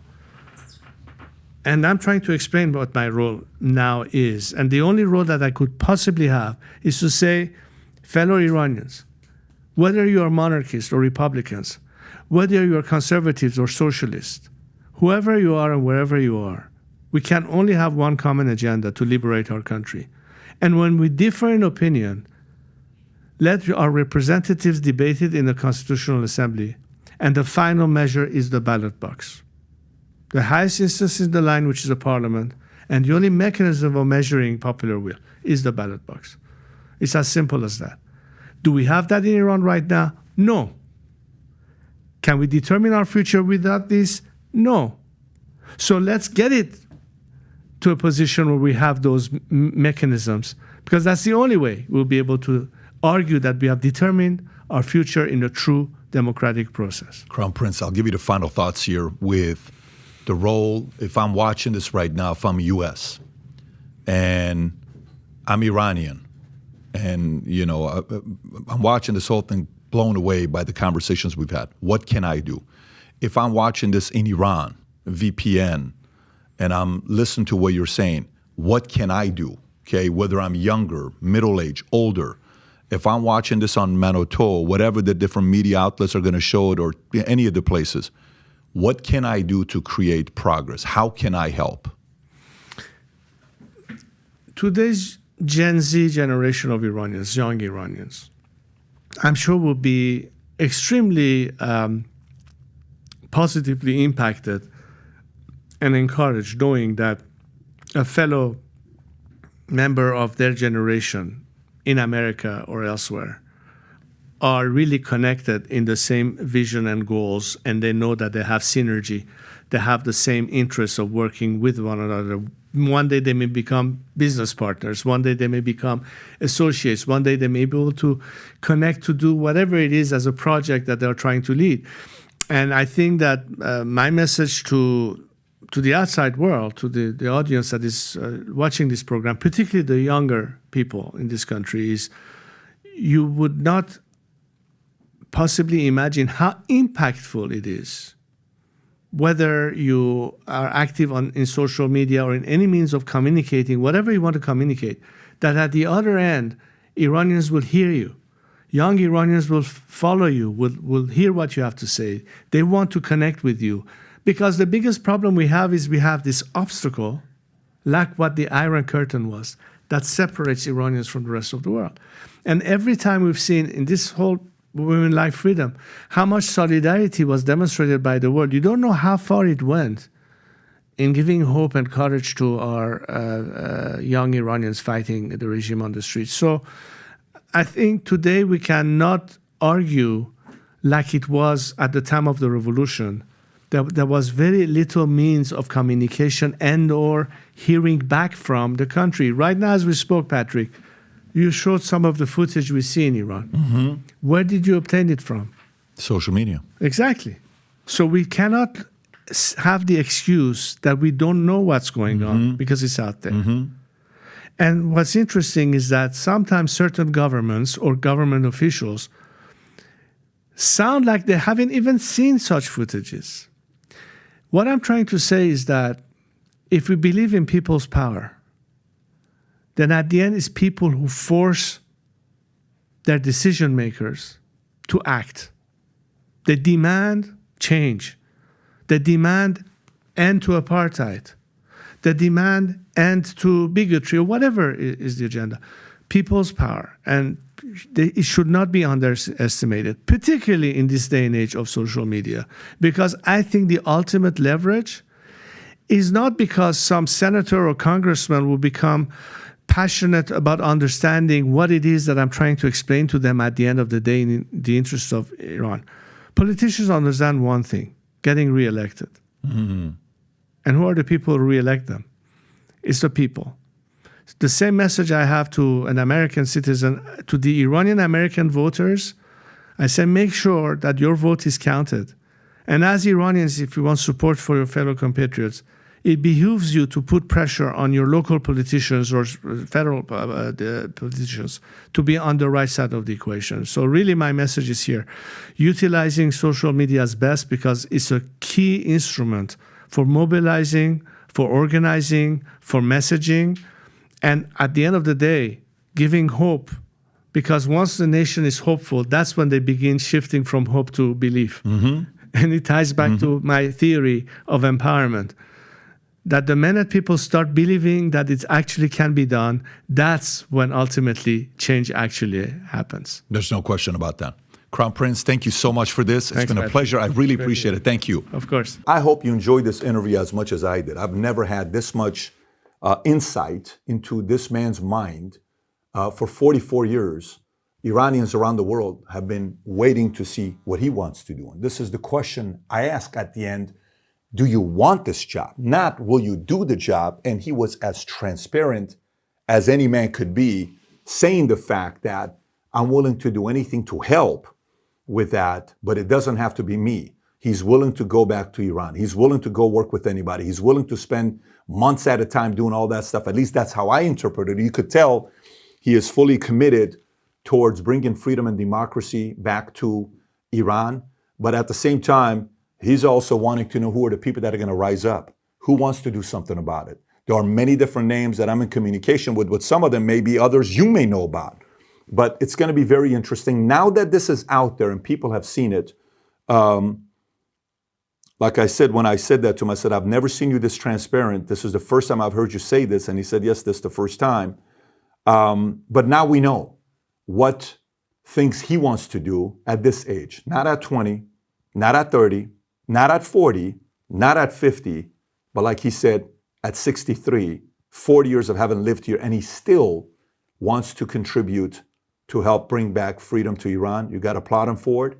You got to respect for his transparency, because that's what we need as, whether you're somebody that's an Iranian now living in different parts of the world and you like to be able to go back there and feel safe about it. He made it very clear that he's committed to being able to do that. Having said that, I want to hear your thoughts on what your biggest takeaway from this was. Comment below. If you enjoyed this interview, you got value from it, please give us a thumbs up and subscribe to the channel. Take care, everybody.